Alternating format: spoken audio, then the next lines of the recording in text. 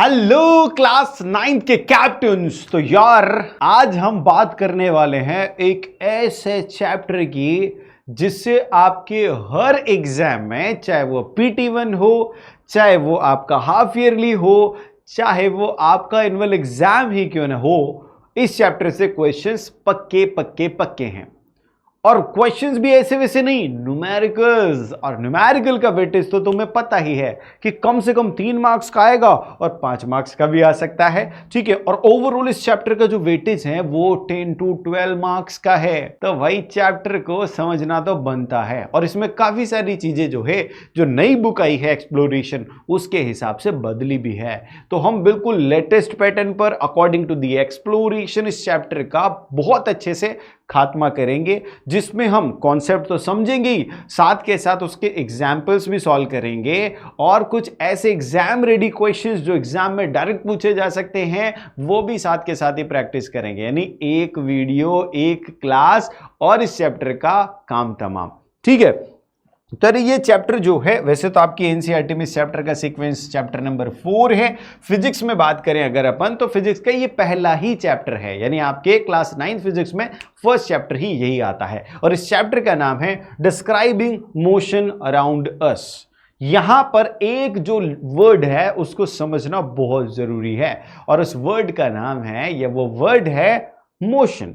तो मोशन क्या है ये समझने से पहले आप मेरा परिचय समझ लीजिए, क्योंकि आप में से ज्यादातर बच्चे तो मुझे जान चुके हैं, क्योंकि हम लोगों ने काफी सारे चैप्टर साथ में पढ़ लिए हैं। तो मैं PK बाबा नए बच्चों के लिए जो अभी तक मुझे नहीं जानते, और आपका छोटा भाई। ठीक है, तो यार प्रवीण कुमार मेरा नाम है और तुम प्यार से मुझे PK बाबा बोलते ही हो। 2012 में जो IIT JEE का जो एग्जाम है वो मैंने क्रैक किया हुआ है। तो उसके मेंस के अकॉर्डिंग मुझे IIIT जबलपुर कॉलेज मिला था, और जो एडवांस लेवल है उसके अकॉर्डिंग मुझे IIT रुड़की अलॉट हुआ था। ठीक है, और उसी वर्ष मैंने Indian council of agricultural research का जो AIEE एग्जाम होता है वो अंडर 50 रैंक के साथ टॉप किया था। तो ये हुई ना बात।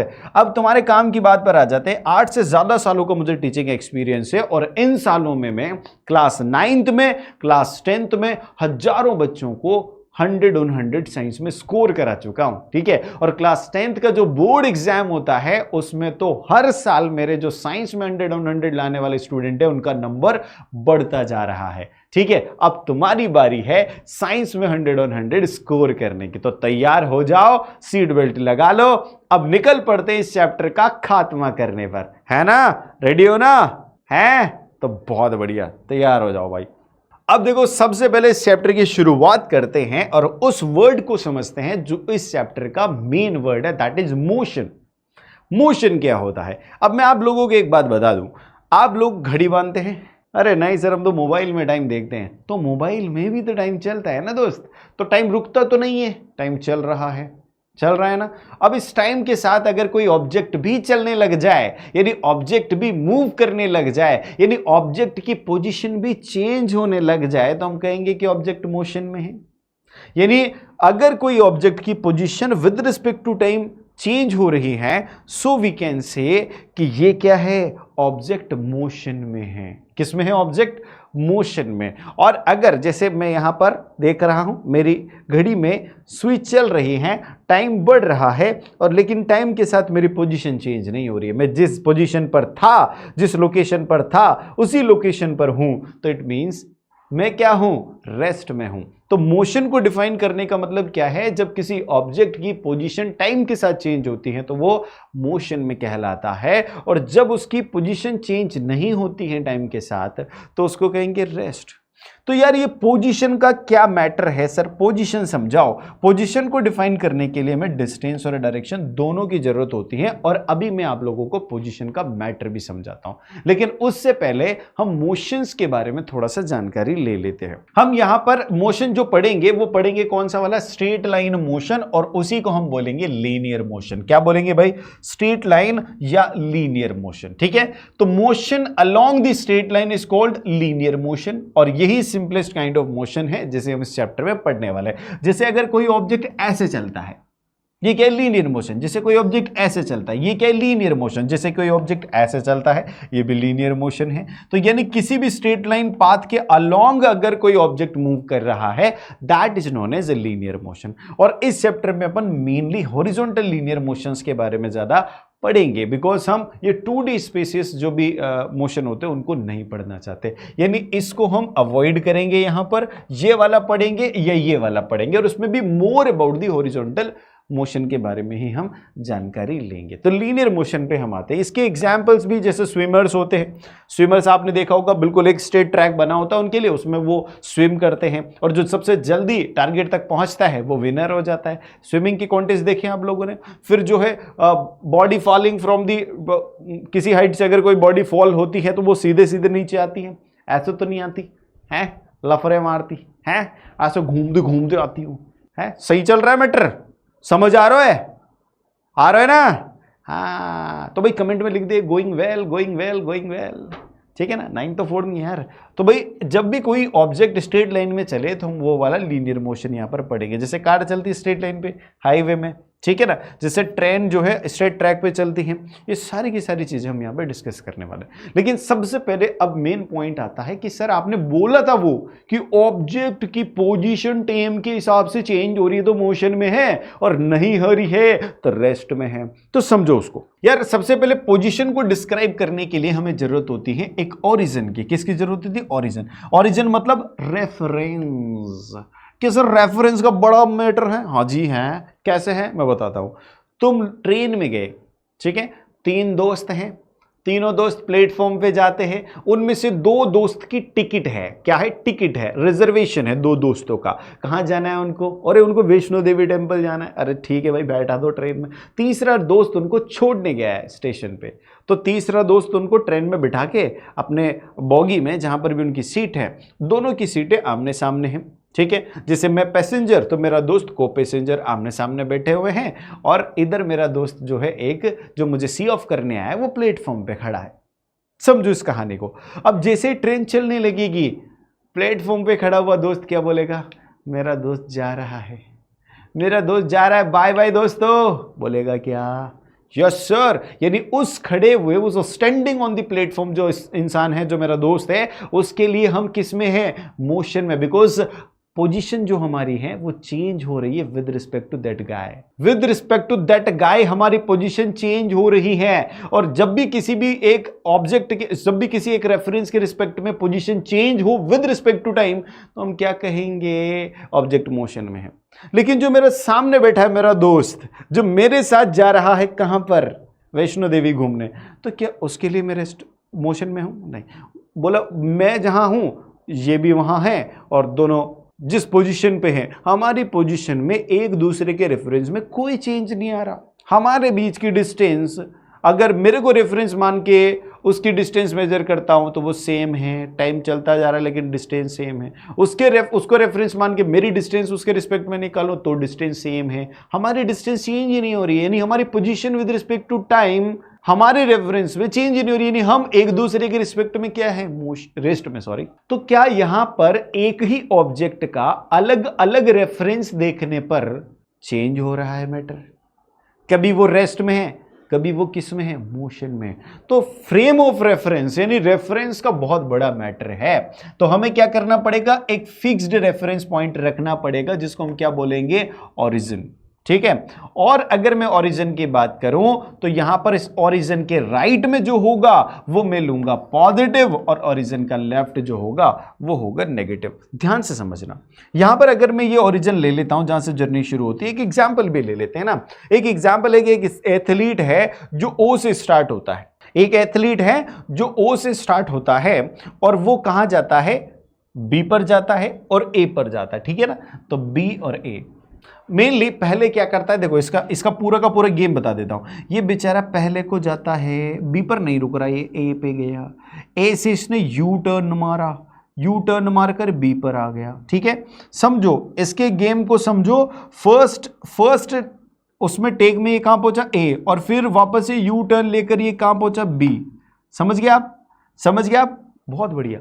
यानी आप इसको देखेंगे तो जिस डायरेक्शन में ये चल रहा है, जिस डायरेक्शन में ये चल रहा है, ये राइट है किसके, ओरिजिन के। तो ओरिजिन से राइट में, ओरिजिन से राइट में जो भी डिस्टेंसेस होगी वो कैसी होगी, ओरिजिन से राइट में या बोल दो ईस्ट में, ये क्या कहलाएगा, पॉजिटिव। ठीक है, और ओरिजिन से इसका ऑपोजिट या लेफ्ट जो होगा, ओरिजिन का लेफ्ट, ये हो जाएगा नेगेटिव। ठीक है ना, ये नेगेटिव और ये हो जाएगा पॉजिटिव। यही बात करी है क्या, बिल्कुल सही। यानी इसकी पोजीशन स्टिल क्या है, पॉजिटिव है। चाहे ये घूम के वापस आ रहा है लेकिन स्टिल इसकी पोजीशन क्या है, पॉजिटिव है रेफरेंस में। ठीक है, एक और चीज है यहां पर, इंस्टेंट ऑफ टाइम और टाइम इंटरवल का केस। तो ये भी मैं आप लोगों को अभी समझा रहा हूं। देखो, इंस्टेंट ऑफ टाइम और टाइम इंटरवल सेम नहीं होता। क्यों नहीं होता? जैसे अगर मैं यहां पर बात करूं कि मैं चला था भैया घर से, कहां से चलो, तो मैं घर से कहां गए हो, मैं ई सरल को गए हो। ठीक है, तो अगर मैं घर से निकला हूं 2 PM, है ना, ऐसे लिख लो 2 PM, और यहां पर पहुंचा हूं मैं 3 PM। कितना PM? 3 PM। अब आप एक बात ध्यान से सुनो, ये जो 2 PM है ये टाइम इंस्टेंट है। क्या है ये? इंस्टेंट। अच्छा, 3 PM यानी मैं जिस इंस्टेंट पर पहुंचा that is again time instant, ये भी इंस्टेंट है। तो ड्यूरेशन क्या है, इंटरवल क्या है? इंटरवल का मतलब होता है इन दो इंस्टेंट के बीच को गैप बिटवीन दीज 2 इंस्टेंट। और इन 2 इंस्टेंट के बीच का गैप कितना है? 1 हार का गैप है। कितने का गैप है? 1 हार का। तो तुम टाइम इंस्टेंट को और टाइम इंटरवल को समझो तो इंटरवल इज द क्या है? Gap between 2 time instants. ठीक है, ये बात समझ गए, रेफरेंस वाली बात समझ ली। राइट और लेफ्ट में हमने पॉजिटिव और नेगेटिव समझ लिया। हमने देखा कि ओरिजिन है, ओरिजिन का जो राइट होगा वो पॉजिटिव डायरेक्शन होगी, ओरिजिन का जो लेफ्ट होगा वो नेगेटिव डायरेक्शन होगी। ये सारी बात हम लोग समझ चुके हैं। अब थोड़ा सा आगे बढ़ते हैं, और इस पर जो क्वेश्चन अभी तक हमने पढ़ा पोजीशन, उस पोजीशन पर जो क्वेश्चंस बन सकता है उसको समझ लेते हैं। ध्यान से समझना, एक कोई बॉडी है, उसको रेस्ट में कब बोलोगे रे? क्या उसकी स्पीड 0 होगी तो उसको रेस्ट में बोलोगे? नहीं, स्पीड की अभी तक हमने कोई चर्चा ही नहीं करी, तो स्पीड का जो कॉन्सेप्ट है वो तुम्हें अभी लगाना ही नहीं है।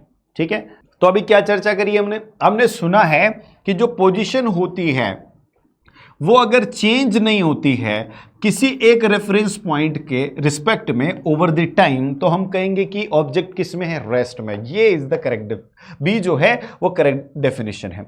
फिर 0 एक्सेलरेशन का कोई मैटर नहीं है ना, विजिबिलिटी का भी कोई मैटर नहीं है भाई। तो आंसर क्या हो जाएगा? B4 बड़ा एप्पल। ठीक है, अच्छा तुम सबने बी आंसर किया था, वाह भाई वाह, कमेंट भरा है तुम्हारा बी से, ये हुई ना बात। अब देखो असर्शन रीजन भी देखो, हम इसी प्रकार से एमसीक्यू, असर्शन रीजन, सब्जेक्टिव और केस बेस हर टाइप के क्वेश्चंस हर टॉपिक से करते हुए चलेंगे। तो असर्शन देखो, इसमें N object can be at rest for one observer and in motion for another observer. क्या मैंने बात बताई थी? ट्रेन वाला एग्जांपल लिया था मेरे 2 दोस्तों का। एक दोस्त के लिए मैं चल रहा था, दूसरा दोस्त जो मेरे सामने सीट पर बैठा था उसके लिए हम रुके हुए थे। बोलो यस और नो। तो एक ही ऑब्जेक्ट अलग अलग ऑब्जर्वर के लिए अलग अलग हो सकता है, रेस्ट में भी हो सकता है, मोशन में भी हो सकता है। तो मोशन जो डिपेंड करती है on the choice of reference point. बिल्कुल ये वही स्टेटमेंट है, उसी स्टेटमेंट का एक्सप्लेनेशन है। तो आंसर क्या हो जाएगा? A for Apple correct answer हो जाएगा। अब थोड़ा सा आगे चलकर इसको समझते हैं। पोजीशन हमने डिफाइन कर लिया, अब डिफाइन करने की बारी है डिस्टेंस और डिस्प्लेसमेंट की। डिस्टेंस और डिस्प्लेसमेंट को डिफाइन करने की बारी है। तो मैं यहां पर एक छोटा सा एग्जांपल लेता हूं। ये आपके छोटे भाई, छोटा भाई हो ना मैं? क्यों, तुम लोग से बड़ा लगता हूं मैं? अरे भाई मेरे बचपन में दाढ़ी मूंछ आ गई यार, इसका मैं क्या करूं यार? तुम लोग बोलते कि बड़े हैं, छोटा ही हूं मैं भाई। मेरा देखो, या तो मैं तुमसे 1-2 साल छोटा होऊंगा या तुम मुझसे 1-2 साल बड़े होंगे, बस यही अंतर है हमारे बीच, ज्यादा कुछ खास नहीं है। नहीं, ठीक है। यहां पर है हमारा ई सरल, जहां पर हमारे कैप्टन्स पढ़ते हैं, क्लास 9 के कैप्टन्स। ठीक है ना?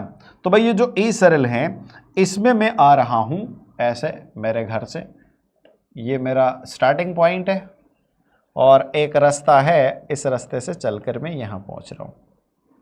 ठीक है, अब मैं अगर इस रास्ते से पहुंच रहा हूं तो मैं डिस्टेंस को डिफाइन करने की कोशिश करूं तो जिस रास्ते से मैं आया हूं उस रास्ते की जो टोटल लंबाई होगी, यानी जो पाथ मैंने लिया है उस पाथ की टोटल लेंथ जो होगी, that is known as distance. तो डिस्टेंस क्या हो जाएगी? Total path length covered by the object is called distance. अच्छा, ये डिस्टेंस चेंज हो जाएगी क्या? बोलो होएगी भाई। अगर तूने रास्ता चेंज कर लिया, लाइक जैसे मान लो मैंने कोई दूसरा रास्ता ले लिया, इसे दूसरे गांव में होकर घूम फिर के ऐसे आ रहा है, तो मैंने जर्नी कहां से शुरू करी? उसी पॉइंट से, सेम पॉइंट से जहां से जर्नी स्टार्ट होती है। जहां से जर्नी स्टार्ट होती है उसको क्या बोलते हैं अपन? Initial point. तो इसको इनिशियल या स्टार्ट पॉइंट दोनों में से कोई बोल। कहां पर खत्म करी भैया? ई सरल में। ई सरल क्या हो जाएगा? मेरी जर्नी का एंड पॉइंट। अच्छा, एंड पॉइंट को मैं क्या बोल सकता हूं? फाइनल पॉइंट भी बोल सकता हूं। क्या बोल दो सर? तो मैं ज्यादातर इनिशियल और फाइनल यूज करूंगा, स्टार्ट और एंड कम करूंगा, ठीक है ना। पर आप समझ जाना कि जहां से जर्नी स्टार्ट होती है वही इनिशियल पॉइंट होता है, जहां पर जर्नी एंड होती है, जहां पर जर्नी कंप्लीट होती है, यानी जो डेस्टिनेशन होता है, that is known as the final point, ठीक है। तो रास्ता बदला, ये रास्ता नंबर 1, ये रास्ता नंबर 2, जैसे रास्ता बदला क्या डिस्टेंस बदल जाएगी? बिल्कुल सर, क्योंकि वो जो दूसरा रास्ता है उस रास्ते की लंबाई अलग है ना, और डिस्टेंस तो होती है पाथ लेंथ। यानी यहां पर भैया डिस्टेंस जो है वो टोटल पाथ की जो लेंथ है वो है, और जैसे ही पाथ चेंज हो जाएगा, जैसे पाथ चेंज हो जाएगा, जैसे पाथ चेंज हो जाएगा, डिस्टेंस भी चेंज हो जाएगी। यानी distance is path dependent. Dependent, ठीक है भाई, ये क्या है? पाथ डिपेंडेंट है। अब डिस्प्लेसमेंट की बात करूं भाई, डिस्प्लेसमेंट का अलग ही मैटर है। डिस्प्लेसमेंट को हम बोलते हैं it is the shortest distance between initial and final point. It is the shortest distance between initial and final point. तो इनिशियल पॉइंट क्या हो गया? ये। फाइनल पॉइंट हो गया ये। शॉर्टेस्ट कब हो सकता है? जब मैं इन दोनों पॉइंट को एक स्ट्रेट लाइन से ज्वाइन कर दूं, क्योंकि अगर इधर उधर मुड़ा तो शॉर्ट नहीं रहेगा। समझ गया आप? यानी यहां पर रास्ते की जरूरत नहीं है। अगर मैं इनिशियल और फाइनल पॉइंट को एक स्ट्रेट लाइन से ज्वाइन कर दूं तो वो जो स्ट्रेट लाइन की लेंथ होगी, वो जो स्ट्रेट लाइन की लेंथ होगी, that is known as displacement. तो डिस्प्लेसमेंट को अगर मैं डिफाइन करूं तो क्या हो जाएगा? It is the net change in position. यहां से इनिशियल पोजीशन से फाइनल पोजीशन के बीच में जो नेट चेंज है वो कहलाएगा मेरा क्या कहलाएगा? वो डिस्प्लेसमेंट। और अगर मैं बात करूं तो ये क्या होता है? शॉर्टेस्ट स्ट्रेट लाइन गैप होता है between initial and final point with the direction. अच्छा, डायरेक्शन भी, तो डायरेक्शन किधर से किधर को होगी? डायरेक्शन जो है ऑलवेज कहां से कहां को होगी? स्टार्ट से, या फिर we can say initial point से फाइनल पॉइंट की तरफ, इनिशियल टू द फाइनल, ये हमेशा डायरेक्शन होगी। डायरेक्शन किधर से किधर को होगी? Initial to the final. Magnitude क्या होगा भाई? Distance between the two positions, दो पोजीशंस के बीच की शॉर्टेस्ट डिस्टेंस हो जाएगी डिस्प्लेसमेंट, ठीक है। क्लियर है? इन दोनों की ऐसे यूनिट क्या होती है? मीटर। लेकिन डिस्प्लेसमेंट क्या है? ध्यान से समझना। क्या रास्ता बदलने से डिस्प्लेसमेंट बदलेगा? नहीं सर, क्योंकि वो तो स्ट्रेट लाइन है, इनिशियल और फाइनल पॉइंट। जब इनिशियल पॉइंट और फाइनल पॉइंट सेम है तो रास्ता बदलने से कोई यहां पर दिक्कत नहीं आने वाली। यानी displacement is not path dependent. तो डिस्प्लेसमेंट किस पे डिपेंड करता है? ये पॉइंट डिपेंडेंट है। पॉइंट डिपेंडेंट कैसे? जैसे इनिशियल पॉइंट अगर चेंज हो गया तो डिस्प्लेसमेंट भी चेंज हो जाएगा, अगर फाइनल पॉइंट चेंज हो गया तो डिस्प्लेसमेंट भी चेंज हो जाएगा। Are you getting my point? तो डिस्प्लेसमेंट पॉइंट डिपेंडेंट है और डिस्टेंस पाथ डिपेंडेंट है। डिस्टेंस पाथ पर डिपेंड करता है कि कितना लंबा पाथ है, उसकी जो लेंथ होती है वो डिस्टेंस होती है, जबकि इनिशियल और फाइनल पॉइंट के बीच स्ट्रेट लाइन की जो लेंथ होती है वो क्या होती है? डिस्प्लेसमेंट। डायरेक्शन क्या हो जाएगी? इनिशियल टू फाइनल पॉइंट, ठीक है। समझ में आया? ये एक एथलीट का एग्जांपल जो भी अब तक अपन लेके चल रहे हैं उसको समझते हैं। एथलीट भाई ने एक ओरिजिन से, एक रेफरेंस पॉइंट से जर्नी शुरू करी। एथलीट भाई सबसे पहले कहां गया? ए को गया। तो एथलीट भाई चला चला चला चला चला चला चला चला चला चला चला चला ए को पहुंच गया। ए पर पहुंचते ही कहां पहुंच गया? वो 100 मीटर पे, यानी उसकी पोजीशन रेफरेंस पॉइंट से कितनी दूर हो गई? 100 मीटर, ठीक है। और जिस रास्ते से आ रहा था वो कैसा रास्ता है? स्ट्रेट लाइन रास्ता। तो इसकी डिस्टेंस कितनी होगी यहां तक पहुंचने में? 100। अच्छा, ये यहां रुका नहीं, इसने बोला नहीं मैं तो यू टर्न लेकर इसी रास्ते पे वापस चलूंगा और बी पे आकर रुकूंगा, ठीक है। तो यहां से जर्नी शुरू हुई तो इसको क्या बोलेंगे अपन? Initial point. कौन सा point? Initial point. This is the initial point of the journey. यहां पर जर्नी खत्म हुई तो इसको क्या बोलूंगा मैं? Final point. इनिशियल से फाइनल पहुंचने में इसने कितनी डिस्टेंस ट्रैवल करी? रास्ते की लंबाई। तो पहले तो ये गया 100, फिर ये इधर को आया 60 आया ना भाई, यहां से यहां 40 है, वहां से वहां 100 है, तो बीच का कितना हो जाएगा? 60, ठीक है। तो ये 100 + 60 यानी डिस्टेंस तो कितनी होगी टोटल? 160 मीटर, डिस्प्लेसमेंट की बात करो तो डिस्प्लेसमेंट क्या होता है, इनिशियल पॉइंट से फाइनल पॉइंट की बिल्कुल स्ट्रेट डिस्टेंस। ये इनिशियल से फाइनल को ज्वाइन कर दो। ये कितना है, यहां 0 से 40, तो कितना हो जाएगा 40, तो 40 मीटर है। डायरेक्शन क्या हो जाएगी, डायरेक्शन क्या हो जाएगी, क्योंकि ओरिजिन के, अगर ये ओरिजिन है इसके राइट में है तो ओरिजिन के राइट में क्या होता है, पॉजिटिव, ठीक है। और अगर ऐसे डायरेक्शन मेंशन करें तो पॉजिटिव के अलावा इसको क्या लिख सकते हैं, ईस्ट डायरेक्शन। ये ईस्ट डायरेक्शन है भैया, ठीक है, लिख सकते हैं अपन। तो पॉजिटिव, फॉरवर्ड और ईस्ट डायरेक्शन आप लिख सकते हैं। ये हो गया डिस्टेंस और डिस्प्लेसमेंट। यानी एक जर्नी के लिए हमने देखा डिस्टेंस और डिस्प्लेसमेंट क्या है, ये सारी चीजें अपन ने देखी। और हमने यहां पर यह पाया कि डिस्टेंस और डिस्प्लेसमेंट जो है इस पर्टिकुलर केस में सेम नहीं है, पर्टिकुलर केस में सेम नहीं है। Is it clear? बहुत बढ़िया। तो डिस्टेंस और डिस्प्लेसमेंट को जो है हम यहां पर डिफरेंशिएट करते हैं। डिस्टेंस के बारे में अगर मैं बात करूं तो ये टोटल पाथ की लेंथ होती है जो ऑब्जेक्ट ने कवर करी, जबकि डिस्प्लेसमेंट क्या होता है, नेट चेंज होता है पोजीशन में, और शॉर्टेस्ट स्ट्रेट लाइन लेंथ होती है, ये शॉर्टेस्ट स्ट्रेट लाइन गैप होता है। Is it clear? फिर ये एक स्केलर क्वांटिटी है। स्केलर क्वांटिटी मतलब डिस्टेंस को डिफाइन करने के लिए डायरेक्शन की कोई जरूरत नहीं है, जबकि डिस्प्लेसमेंट को डिफाइन करने के लिए डायरेक्शन की जरूरत है। It means it is a vector quantity. इसको डिफाइन करने के लिए मैग्नीट्यूड और डायरेक्शन दोनों चीजें चाहिए। ये जीरो हो सकती है क्या? बिल्कुल हो सकती है जीरो। कब जीरो होगी? जब ये ऑब्जेक्ट ओरिजिन पे ही रखा हो, आगे नहीं बढ़ रहा हो। ये जीरो हो सकता है क्या? ये भी जीरो हो सकता है। कब? जब एक तो ऑब्जेक्ट ओरिजिन पे ही रखा हो यानी नो मूवमेंट, दूसरा वो घूम फिर के वापस उसी पॉइंट पर आ जाए जिस पॉइंट से जर्नी शुरू करी थी। तो जब जहां से जर्नी शुरू करी इनिशियल पॉइंट और जहां पर जर्नी खत्म करी फाइनल पॉइंट, दोनों एक ही पॉइंट पर होगा, तो दो मतलब एक ही पॉइंट पर डिस्टेंस क्या होती है? जीरो। भाई एक ही पॉइंट के क्रॉस क्या डिस्टेंस होगी? जीरो। यानी ये कब कब होगा? या तो ऑब्जेक्ट मूव ही नहीं किया हो या फिर रिटर्न टू दी स्टार्ट, यानी जहां से स्टार्ट किया वहीं पर वापस आ जाएगा, तो तब भी ये जीरो होगा। ये जो डिस्टेंस होती है ये always greater than the magnitude of displacement. Magnitude से ज्यादा होती है या बराबर होती है, कभी कम नहीं होगी। यानी कि डिस्टेंस के मैग्नीट्यूड, डिस्टेंस जो होती है वो डिस्प्लेसमेंट के मैग्नीट्यूड के बराबर या उससे ज्यादा होता है, कभी कम नहीं होगा। Distance can never be lesser than the displacement, क्योंकि डिस्प्लेसमेंट शॉर्टेस्ट है और कोई शॉर्टेस्ट नहीं हो सकता, ठीक है ना। ये इक्वल होता है ओनली वन डायरेक्शनल मोशन में और विदाउट यू टर्न। ये SI यूनिट दोनों की क्या होती है? मीटर। तो ये दोनों के बीच में जो डिफरेंस है डिस्टेंस और डिस्प्लेसमेंट में, ये आप लोगों ने समझ लिया है, ठीक है। ये यहां पर थोड़ा सा पिक्टोग्राफिक एक्सप्लेनेशन है, आप लोग इसको भी अच्छे से समझ चुके हैं। अब एक क्वेश्चन इस पे करते हैं, एक केस बेस्ड क्वेश्चन है, इसको सॉल्व करते हैं। एक बॉल है is thrown vertically upward from a point O। ये O पॉइंट है जहां से बॉल को ऊपर की तरफ फेंका गया, ठीक है। अब देखो क्या हुआ, अलोंग द क्या बोल रहे हैं, vertically upward from the O it rises straight to point B तक ये चली गई, जो कि 140 सेंटीमीटर अबव द O है, and then falls back to the O, और देन वापस आया कहां पर? O पर आया, ठीक है। Position A and C are marked at 40 centimetre and 80 centimetre from O respectively, see in the figure. ये फिगर है, A और C जो है दो पोजीशंस मार्क कर रखी हैं। हाईएस्ट पोजीशन इसकी क्या है? 140, जो कि B है। तो अब आपको क्वेश्चन का आंसर करना है, what is the total distance travelled when ball returns. मेरी बात ध्यान से समझना, यहां से गया ऊपर 140, फिर वापस आया, कहां पहुंचा? ओरिजिन पे 140। तो 140 गया 140 आया, तो डिस्टेंस कितनी हो जाएगी? टोटल कितना रास्ता ट्रेवल किया? 140 प्लस 140 कितना हो जाएगा भैया? 280, यानी 280 मीटर हो जाएगी डिस्टेंस। सेकेंड देखो, what is the displacement of the ball when it returns to the O।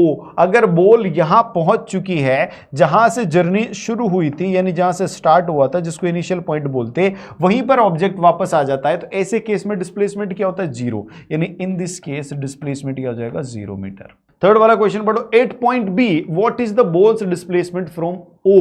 अगर पॉइंट B पर है तो O से B का डिस्प्लेसमेंट क्या हो जाएगा? भाई स्ट्रेट लाइन है तो डिस्प्लेसमेंट क्या हो जाएगा? 140 मीटर, 140 सेंटीमीटर, सॉरी यहां पर सारे के सारे फिगर सेंटीमीटर में चल रहे हैं और मैं मीटर में लिख रहा हूं, तो इट इज माई मिस्टेक। एलोपोजी, आप सब लोग इसको करेक्ट कर ले, ठीक है। मैं एलोपोजी बोलता तुमको अच्छा लगता है क्या? है तो मस्त है यार साइड में।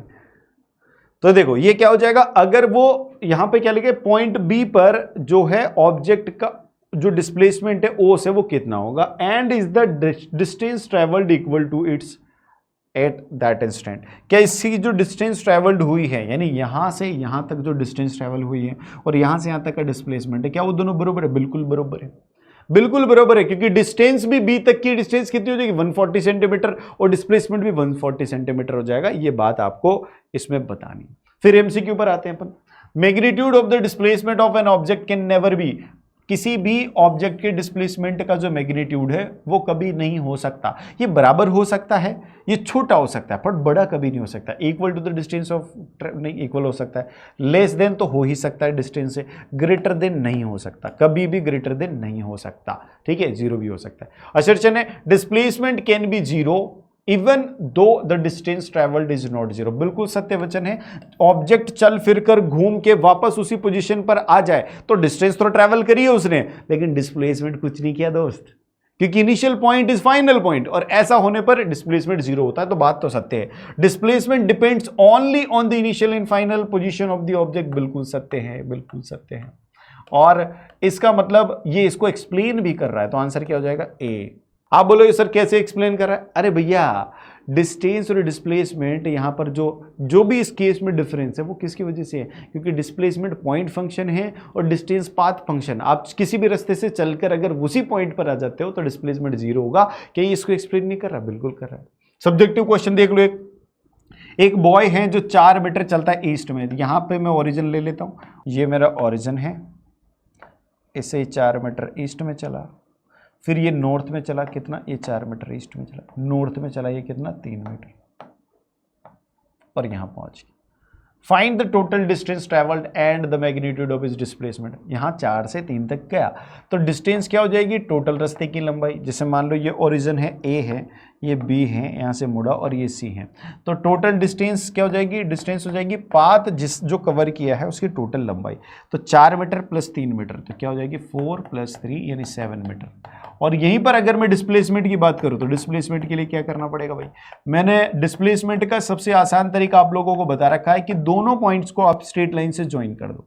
जैसे आप इन दोनों पॉइंट्स को स्ट्रेट लाइन से ज्वाइन करोगे, ये एक पाइथागोरस थ्योरम का कॉन्सेप्ट आ गया। ये क्या हो जाएगा? राइट एंगल ट्राइंगल हो जाएगा, और पाइथागोरस थ्योरम का कॉन्सेप्ट आ जाएगा, जिसमें ये क्या हो जाएगा? ये बेस हो जाएगा, ये परपेंडिकुलर, और बेस और परपेंडिकुलर से अगर हम हाइपोटेनस निकाले, AC निकाले, तो आप समझ सकते हैं क्या हो जाएगा भैया? इन तीनों के स्क्वायर का सम का स्क्वायर रूट, यानी कि हो जाएगा square root of squares of squares in sum of that squares of the other 2 sides.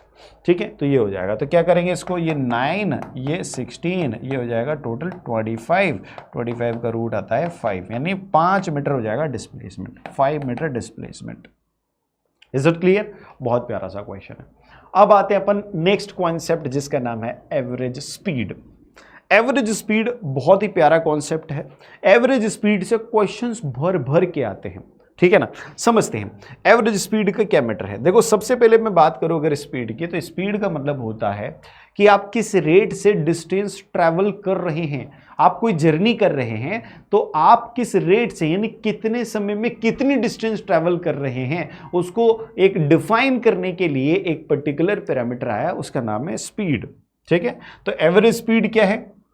Average speed का मतलब क्या हो जाएगा कि टोटल डिस्टेंस को डिवाइड कर दें हम टाइम इंटरवल से, यानी टोटल डिस्टेंस जो ट्रैवल की है उसमें जितना टाइम इंटरवल लगा है उससे उसको डिवाइड कर दें, तो हमें पता चल जाएगा कि किस रेट से, how fast and how slow object is going. तो ये हो जाएगा एवरेज स्पीड।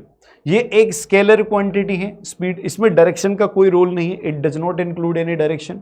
ठीक है ना? यूनिफॉर्म मोशन का मतलब भी आपको मैं समझा देता हूं। यूनिफॉर्म का मतलब क्या होगा कि अगर ये जो एवरेज स्पीड है ये सेम रहे, इक्वल रहे, ये इक्वल टाइम इंटरवल्स में, ठीक है ना, इक्वल टाइम इंटरवल्स में ये इक्वल रहे, तो उसको कहेंगे अपन कांस्टेंट स्पीड, उसको कहेंगे यूनिफॉर्म स्पीड। नॉन यूनिफॉर्म मतलब क्या हो जाएगा भैया? अनइक्वल डिस्टेंस ट्रैवल करे अगर ऑब्जेक्ट इक्वल टाइम में। जैसे मान लो 1 घंटे में पहले तो कर दी 2 मीटर, फिर 1 घंटे में बाद में कर दी 100 मीटर, फिर 1 घंटे में, अगले 1 घंटे में बाद में कर दी 50 मीटर। तो यानी हर 1 घंटे में, यानी हर इक्वल इंटरवल में अलग अलग जो है डिफरेंट डिस्टेंसेस ट्रेवल हो रही है, यानी कि ये नॉन यूनिफॉर्म मोशन है। और अगर हर एक टाइम इंटरवल में, यानी पहले 1 घंटे में 50 मीटर, दूसरे 1 घंटे में 50 मीटर, तीसरे 1 घंटे में फिर से 50 मीटर, तो हम कहेंगे कि यहां पर यूनिफॉर्म स्पीड है, यूनिफॉर्म मोशन है। स्पीड की और इसकी यूनिट क्या हो जाएगी भाई, ऊपर डिस्टेंस है तो मीटर, नीचे टाइम है तो सेकंड, तो मीटर पर सेकंड इसकी ऐसा यूनिट हो जाएगी। और बड़ी यूनिट्स में इसको किलोमीटर पर आवर में भी डिफाइन किया जाता है। तो ये हो गया आपका एवरेज वेलोसिटी का कॉन्सेप्ट। अब देखो इसी प्रकार हो जाएगा एवरेज वेलोसिटी का कॉन्सेप्ट। एवरेज वेलोसिटी में क्या होगा, देखो वहां क्या हो रहा था, total distance travelled divided by the time interval. यहां पर क्या हो रहा है, एवरेज वेलोसिटी में टोटल डिस्प्लेसमेंट ट्रेवल्ड, यानी इनिशियल और पूरी जो जर्नी है आपकी, उस जर्नी में इनिशियल और फाइनल पॉइंट के बीच में कितनी शॉर्टेज डिस्टेंस है, यानी वो पोजीशन में जो गैप है वो कितना है, यानी वो डिस्प्लेसमेंट कितना है, उसको जो टोटल टाइम इंटरवल है उससे डिवाइड कर दोगे तो आपका आ जाएगा क्या, एवरेज वेलोसिटी। ऐसा यूनिट इसकी भी क्या होगी, मीटर पर सेकेंड। आप लोग समझते हैं वेलोसिटी एक वेक्टर क्वांटिटी है, वेलोसिटी एक वेक्टर क्वांटिटी है, और ये क्या बताती है कि हाउ फास्ट पोजीशन चेंज हो रही है, ठीक है ना। स्पीड क्या बताती थी कि तुम कितना तेज चल रहे हो, तुम रास्ते को कितना जल्दी काट रहे हो। लेकिन यहां पर मेन रास्ते को काटना नहीं है, यहां पर मेन है पोजीशन चेंज होना, कि आप अगर जहां पर मंजिल पर जाना चाहते हैं उसमें स्ट्रेट फॉरवर्ड तुमने कितना प्रोग्रेस करी, यानी हाउ फास्ट आपकी पोजीशन चेंज हो रही है in a particular direction, in a particular direction. यहां पर डायरेक्शन का भी मैटर है, इट मींस ये क्या है, एक वेक्टर क्वांटिटी है। तो जो वेलोसिटी की डायरेक्शन होती है वो डिस्प्लेसमेंट की डायरेक्शन होती है, ठीक है। और इट कैन ऑल्सो भी पॉजिटिव और नेगेटिव, जिधर को डिस्प्लेसमेंट हो रहा है उधर को वेलोसिटी हो जाएगी। समझ गया आप। इसकी सही यूनिट भी क्या है, सेम है, स्पीड से मीटर पर सेकेंड। स्पीड का अगर मैं बात करूं तो speed is magnitude of velocity only if जब ऑब्जेक्ट एक ही डायरेक्शन में मूव करे विदाउट टर्निंग बैक। ध्यान से समझना, this is very very star point. अगर ऑब्जेक्ट एक ही डायरेक्शन में चल रहा है और यू टर्न नहीं ले रहा है, यानी टर्न बैक नहीं हो रहा है, तो ऐसे केस में वेलोसिटी और स्पीड दोनों का मैग्नीट्यूड सेम रहता है। तो कई बार हम इस चैप्टर में स्पीड और वेलोसिटी को एक दूसरे से एक्सचेंज कर देंगे। कई बार क्यों कर पाएंगे, क्योंकि ये मोशन कैसा है, स्ट्रेट लाइन मोशन तो है ही, लेकिन वो वापस से टर्न भी नहीं हो रहा है। तो यानी कि अगर हम एक डायरेक्शन में ऑब्जेक्ट को मूव कराएं और उसमें से टर्न को अलाउ नहीं करें, यानी टर्निंग बैक को अलाउड नहीं करें, तो ऐसे केस में स्पीड और वेलोसिटी सेम होती है। स्पीड और वेलोसिटी को थोड़ा सा यहां पर समझ लेते हैं। एक सारंग नाम का हमारा दोस्त है जो 25 मीटर स्विम करता है और 25 मीटर ही वापस आता है, यानी एक स्विमिंग पूल में जा रहा है और वापस आ रहा है। तो 25 मीटर गया, 25 मीटर वापस आया, कितने टाइम में, 50 सेकेंड में। तो अब यहां पर इस केस में क्या देखेंगे, टोटल डिस्टेंस कितनी ट्रैवल करी इसने, भैया 25 गया 25 आया, तो डिस्टेंस तो होगी 50। अच्छा, डिस्प्लेसमेंट कितना किया, जहां से गया वापस वहीं को लौट आया, तो जहां पर से गया और वापस वहीं को लौट आया, इनिशियल और फाइनल पॉइंट सेम, तो back to the starting point, तो क्या हो जाएगा, डिस्प्लेसमेंट 0 मीटर। अब अगर मैं यहां से एवरेज स्पीड निकालूं तो total distance upon total interval of time, तो 50 डिवाइडेड बाय 51 मीटर पर सेकेंड। लेकिन अगर यहां से मैं वेलोसिटी निकालूं तो वेलोसिटी क्या करना पड़ेगा दोस्त, डिस्प्लेसमेंट डिवाइडेड बाय टाइम, ठीक है। अब डिस्प्लेसमेंट 0 है तो वेलोसिटी भी क्या हो जाएगी, 0। तो आप देख सकते हैं, जब आप देख सकते हैं कि यहां पर स्पीड और वेलोसिटी दोनों अलग अलग हैं, क्योंकि डिस्टेंस और डिस्प्लेसमेंट को हमें अलग तरीके से मेजर करना होता है। समझ गए आप। यूनिफॉर्म और नॉन यूनिफॉर्म मोशन में अपन पहले भी डिस्कस कर चुके हैं कि इक्वल टाइम इंटरवल में इक्वल डिस्टेंस अगर ट्रैवल कर रहा है कोई भी ऑब्जेक्ट तो यूनिफॉर्म मोशन में है, और अगर इक्वल टाइम इंटरवल में अनइक्वल डिस्टेंसेस ट्रैवल कर रहा है तो हम उसे नॉन यूनिफॉर्म मोशन में कहेंगे, ठीक है। इस पर थोड़े थोड़े क्वेश्चन सॉल्व कर लेते हैं। Magnitude of average velocity equals to the average speed when the object. देखो एवरेज वेलोसिटी और एवरेज स्पीड का जो मैग्नीट्यूड है वो सेम कब होगा, जब डिस्टेंस और डिस्प्लेसमेंट सेम होगा। और डिस्टेंस और डिस्प्लेसमेंट सेम कब होता है, जब स्ट्रेट लाइन में मोशन हो without turning back, without taking U turn. तो यहां पर देखो भैया, मूव्स इन अ सर्कल, ये तो हो ही नहीं सकता। मूव्स इन वन डायरेक्शन, बहुत बढ़िया, विदाउट टर्निंग बैक, यही तो आंसर है, यही तो आंसर है। तो B will be the correct answer of this question, ठीक है। फिर एक असर्शन रीजन पकड़ते हैं। तो the average speed of an object can never be 0। किसी भी एक ऑब्जेक्ट की जो एवरेज स्पीड है वो 0 नहीं हो सकती it has moved for a non zero time. अगर ये नॉन जीरो टाइम के लिए मूव किया है, बिल्कुल सत्य बात है, अगर कोई भी ऑब्जेक्ट मूव किया है तो मूव किया है तो एटलीस्ट एक स्टेप तो लिया ही होगा। और अगर आपने मूवमेंट शो किया है, if you have taken a single step, तो क्या हुआ, आपकी डिस्टेंस जीरो नहीं होगी, चाहे आप किधर को भी चलो। लेकिन आप चल फिर कर वापस वहां आ गए तो डिस्टेंस नॉन जीरो होने के बावजूद भी आपका डिस्प्लेसमेंट जीरो हो जाएगा। तो यहां पर एवरेज स्पीड जो है वो कुछ तो भी रहेगी, ठीक है ना। Reason distance travelled by a moving object is always positive और जीरो, ये भी बिल्कुल सत्य वचन, ये भी बिल्कुल सत्य है, ए इसका करेक्ट आंसर हो जाएगा। चलो सब्जेक्टिव क्वेश्चन का टाइम आ गया। एक कार है जो 200 किलोमीटर चल रही है नॉर्थ में इन 3 आवर्स, नॉर्थ यानी ऊपर की तरफ 3 घंटे से चल रही है, ठीक है। ये लो भाई, ये नॉर्थ बना दिया मैंने, दिस इज नॉर्थ, ठीक है। कितने किलोमीटर, 200 किलोमीटर चल रही है। अरे तो ट्रिप पे गया लग रहा है, नॉर्थ की ट्रिप पे गया है ये। और कितना टाइम ले रही है, 3 आवर का टाइम ले रही है। बहुत बढ़िया, कार बड़ी गजब है 100 की स्पीड से चला रहा है आदमी। 100 की स्पीड से तो नहीं चला रहा, वो तो हमें कैलकुलेट करना पड़ेगा, ठीक है ना। Then 200 kilometre south in 2 hour, वापस यहां से साउथ में आया 200 किलोमीटर, ठीक है ना। वंस अगेन 200 किलोमीटर, कितने घंटे में, 2 आवर में। अब आपको बताना है find its average speed and average velocity. तो एवरेज स्पीड के लिए क्या करेंगे भाई, एवरेज स्पीड के लिए total distance travelled upon time interval. ध्यान से समझना इस कॉन्सेप्ट को। तो अगर मैं यहां पे टोटल डिस्टेंस बोलूं तो पहले 200 किलोमीटर गया, फिर वापस 200 किलोमीटर आया, तो टोटल डिस्टेंस कितनी हो जाएगी, 400 किलोमीटर। टोटल टाइम कितना हो जाएगा, पहले 3 आवर्स लगा, फिर वापस आने में 2 आवर्स, तो 3 + 5 कितने आवर्स लगे, 5 आवर्स। तो क्या हो जाएगा answer, 80 kilometre per hour. Answer क्या हो जाएगा, 80 किलोमीटर पर आवर। ये क्या हो जाएगा, total distance upon total time interval. तो यानी ये एवरेज स्पीड हो गई। फिर अगर मैं यहां पर एवरेज वेलोसिटी निकालू तो ध्यान से समझना, एवरेज वेलोसिटी के लिए क्या होना चाहिए भैया, डिस्प्लेसमेंट और टाइम इंटरवल। तो ये डिस्प्लेसमेंट लिख दिया मैंने यहां पर, और लिख दे नीचे टाइम इंटरवल। अब ध्यान से समझना, डिस्प्लेसमेंट कितना है यहां पर, 0। क्यों 0 है, क्योंकि 200 किलोमीटर गया नॉर्थ में और उसी रास्ते से साउथ में आ गया। तो साउथ में आने का मतलब क्या है, देखो यहां से यहां नॉर्थ है इसका, तो यहां से यहां का क्या हो जाएगा, साउथ। साउथ में आने का मतलब है 200 किलोमीटर जब वो साउथ में चला होगा ना, तो सेम पॉइंट पर पहुंच गया, बिल्कुल स्ट्रेट लाइन में सेम पॉइंट पर पहुंच गया, मतलब जहां से शुरू किया था वहीं पहुंच गया। तो यानी कि यहां पर डिस्प्लेसमेंट 0 हो जाएगा। टोटल टाइम 5 घंटे हैं, ठीक है। तो आंसर क्या आ जाएगा, 0 kilometre per hour. Is it clear it all of you, बहुत बढ़िया, ये हुई नाम बात। अब हम एक कॉन्सेप्ट और पढ़ेंगे जिसका नाम है average acceleration.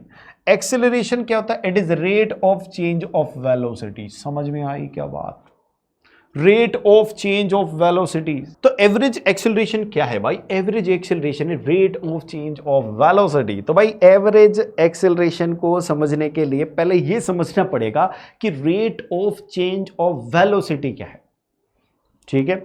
Rate of change of velocity उठाते हैं भाई। तो rate of change of velocity, मैं यहां पर एक बात लिख देता हूं, it is rate of change of velocity. तो देखो वेलोसिटी तो जानते हैं आप लोग, वेक्टर क्वांटिटी है, यानी वेलोसिटी में चेंज। तो चेंज इन वेलोसिटी क्या हो जाएगा, final velocity minus initial velocity. ये हो गया चेंज इन वेलोसिटी। भाई किसी भी ऑब्जेक्ट में किसी भी पैरामीटर में चेंज निकालेंगे तो उस पैरामीटर की final value minus initial value, ठीक है। इनिशियल यहां पर मैं फाइनल वैल्यू को v से रिप्रेजेंट करता हूं, इनिशियल वैल्यू को u से रिप्रेजेंट करता हूं, ठीक है ना। किसके टर्म्स में, वेलोसिटी के टर्म्स में। तो ये final velocity minus initial velocity, ये क्या आ गया, चेंज ऑफ वेलोसिटी। अगर मैं इसकी रेट निकालना चाहता हूं तो रेट हम टाइम के रिस्पेक्ट में निकालते हैं, तो ये क्या हो गया, टाइम से डिवाइड कर दिया, यानी this funda is known as rate of change of velocity. तो ए क्या हो जाएगा यहां से, acceleration, rate of change of velocity. ध्यान से समझना, ये t2 - t1 है, मैंने t लिख दिया इसको क्योंकि t क्या है यहां पर, टाइम इंटरवल। तो जब भी आप एवरेज एक्सेलरेशन निकालोगे तो ऊपर क्या हो जाएगा, चेंज इन वेलोसिटी, नीचे हो जाएगा डिवाइडेड बाय टाइम इंटरवल। ठीक है ना, इसको मैं ऐसे भी डिफाइन कर देता हूं, change in velocity divided by time interval. ठीक है, बहुत बढ़िया, शाबाश। ठीक है, तो ये इनिशियल वेलोसिटी हो जाएगा u, v फाइनल वेलोसिटी हो जाएगा over the interval time t। ठीक है, ऐसा यूनिट क्या हो जाएगी इसकी, मीटर पर सेकेंड स्क्वायर। ध्यान से समझना, किसी भी, जिसे मान लो आपके पास पहले 10 रुपए थे, आज आपके पास 100 रुपए हो गए हैं, तो मैं बोलूंगा कि तुम्हारे पास चेंज कितना आया, कितना पहले और आज में, तो तुम बोलोगे अरे भैया आज हमारे पास 100 रुपए, पहले 10 रुपए थे, तो टोटल 90 रुपीज का चेंज आ गया। क्या यूनिट चेंज हुई यहां पर? नहीं, चेंज में जिस पैरामीटर के बारे में तुम बात करें उसी की यूनिट लगती है, यानी कि चेंज कितने का है, 90 रुपीज का। तो सिमिलरली यहां चेंज कितना आया, यहां पर v माइनस यू किस में होगा, ये मीटर पर सेकंड में, और नीचे क्या है, टाइम सेकंड। तो मीटर पर सेकंड इज कॉल्ड मीटर पर सेकंड स्क्वायर। तो यहां पर ऐसा यूनिट क्या हो जाएगी एक्सेलरेशन की, मीटर पर सेकंड स्क्वायर हो जाएगी। ये एक वेक्टर क्वांटिटी है और इसका जो डायरेक्शन होगा ये किस पे डिपेंड करेगा, मोशन के डायरेक्शन पे। ठीक है, it is both magnitude and direction, क्योंकि वेक्टर क्वांटिटीज का ये होता ही है। स्पीड इंक्रीज होती है जब एक्सेलरेशन और वेलोसिटी दोनों की डायरेक्शन सेम होती है। ध्यान से समझना, किसी भी ऑब्जेक्ट पर एक्सेलरेशन और ऑब्जेक्ट की मोशन जो है, यानी जिस डायरेक्शन में वो चल रहा है, यानी वेलोसिटी की डायरेक्शन और एक्सेलरेशन की डायरेक्शन सेम रहेगी, तो क्या हो जाएगी, स्पीड या वेलोसिटी इंक्रीज होगी। ठीक है, और ये डिक्रीज कब होगी, जब दोनों की ऑपोजिट डायरेक्शन है, यानी ऑब्जेक्ट के मूव करने की डायरेक्शन ये है, एक्सेलरेशन की डायरेक्शन ये है। जब ये दोनों ऑपोजिट होगी तो ऑब्जेक्ट स्लो डाउन होता जाएगा और उसकी स्पीड डिक्रीज होती चली जाएगी। ठीक है, तो स्पीडिंग अप कब होगा, जब एक्सेलरेशन वेलोसिटी की डायरेक्शन में हो, और स्लोइंग डाउन कब होगा, जब एक्सेलरेशन वेलोसिटी की ऑपोजिट डायरेक्शन में हो। इसको हम अच्छे से समझेंगे यहां पर ये एग्जाम्पल लेकर। ठीक है, बस का एग्जाम्पल लेते हैं। एक बस है जो स्पीड अप होती है 10 मीटर पर सेकंड से 15 मीटर पर सेकंड। तो ध्यान से समझना, ये 10 मीटर पर सेकंड क्या है, ये इनिशियल वेलोसिटी है, क्योंकि यहां से जर्नी शुरू हुई है। ये फाइनल वेलोसिटी है v 15 मीटर पर सेकंड। ये सारा कार्यक्रम कितने टाइम में हुआ, तो टाइम इंटरवल है हमारे पास 10 सेकंड। ठीक है, इसके बाद क्या हुआ भैया, ब्रेक लगाया, ये हो गया पहला सिनेरियो। इसके बाद ब्रेक लगाया तो क्या हुआ, 15 से 5। ठीक है, क्या हो गया, from 15 meter to rest. Okay, तो कहां से, 15 मीटर से रेस्ट, यानी दूसरे सिनेरियो में कहां से शुरू हुई है, 15 मीटर से, यानी दूसरे सिनेरियो के लिए 15 मीटर पर सेकेंड। और कहां पर जाकर रुकी, रेस्ट पर, रेस्ट हो गया ना वो, तो फाइनल वेलोसिटी क्या हो जाएगी, 0। रेस्ट का मतलब जीरो, जहां पर भी रेस्ट लिखा हो, जहां पर भी स्टॉप लिखा हो, इन दोनों टर्म्स का मतलब है 0। ठीक है, 0 वेलोसिटी, चाहिए इनिशियली हो चाहिए फाइनल में हो। ठीक है, यहां टाइम इंटरवल कितना लगा, 5 सेकंड। तो दोनों केस को एनालाइज करते हैं। यहां पर हम देखेंगे, ध्यान से समझना है, यहां पर हम देखेंगे कि भैया एक्सेलरेशन को कैलकुलेट करेंगे v minus u by T. v कितना है जी, 15, u कितना है जी, 10, टाइम कितना लग रहा है जी, 10, तो ये क्या हो जाएगा 5/10, तो ये हो जाएगा 1/2 मीटर पर सेकेंड स्क्वायर, यानी बोल सकते हैं 0.5 मीटर पर सेकेंड स्क्वायर। अब ध्यान से समझना, यहां पर वैल्यू किसी पॉजिटिव मतलब जो डायरेक्शन पॉजिटिव अपने वेलोसिटी के लिए ले रखी है, क्या उसी डायरेक्शन को पॉजिटिव मानेंगे तो एक्सेलरेशन भी उसी डायरेक्शन में होगा।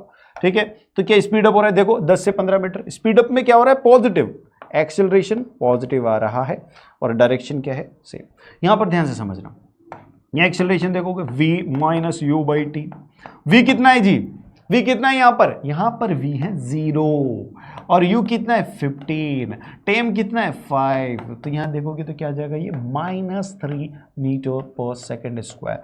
ये जब भी माइनस आ जाएगा एक्सेलरेशन में, समझना क्या है कि वेलोसिटी की डायरेक्शन पॉजिटिव और एक्सेलरेशन नेगेटिव, तो नेगेटिव को मतलब ऑपोजिट डायरेक्शन, तो ये एक्सेलरेशन ऑपोजिट डायरेक्शन में है। जब भी एक्सेलरेशन ऑपोजिट डायरेक्शन में होगा तो क्या हो जाएगा, स्पीड डिक्रीज हो जाएगी, वेलोसिटी डिक्रीज हो जाएगी। पता चल रहा है क्या तुमको, बिल्कुल सर 15 से 0 हो गई, तो कमी तो हुई है ना, तो कम में नेगेटिव एक्सेलरेशन होगा, डायरेक्शन ऑपोजिट होगी। ज्यादा में जब स्पीड इंक्रीज हो रही होगी, ज्यादा में क्या होगा, पॉजिटिव एक्सेलरेशन होगा और एक्सेलरेशन और वेलोसिटी की डायरेक्शन सेम रहेगी। तो क्या यहां से पूरा का पूरा फंडा एक्सेलरेशन का समझ में आ गया?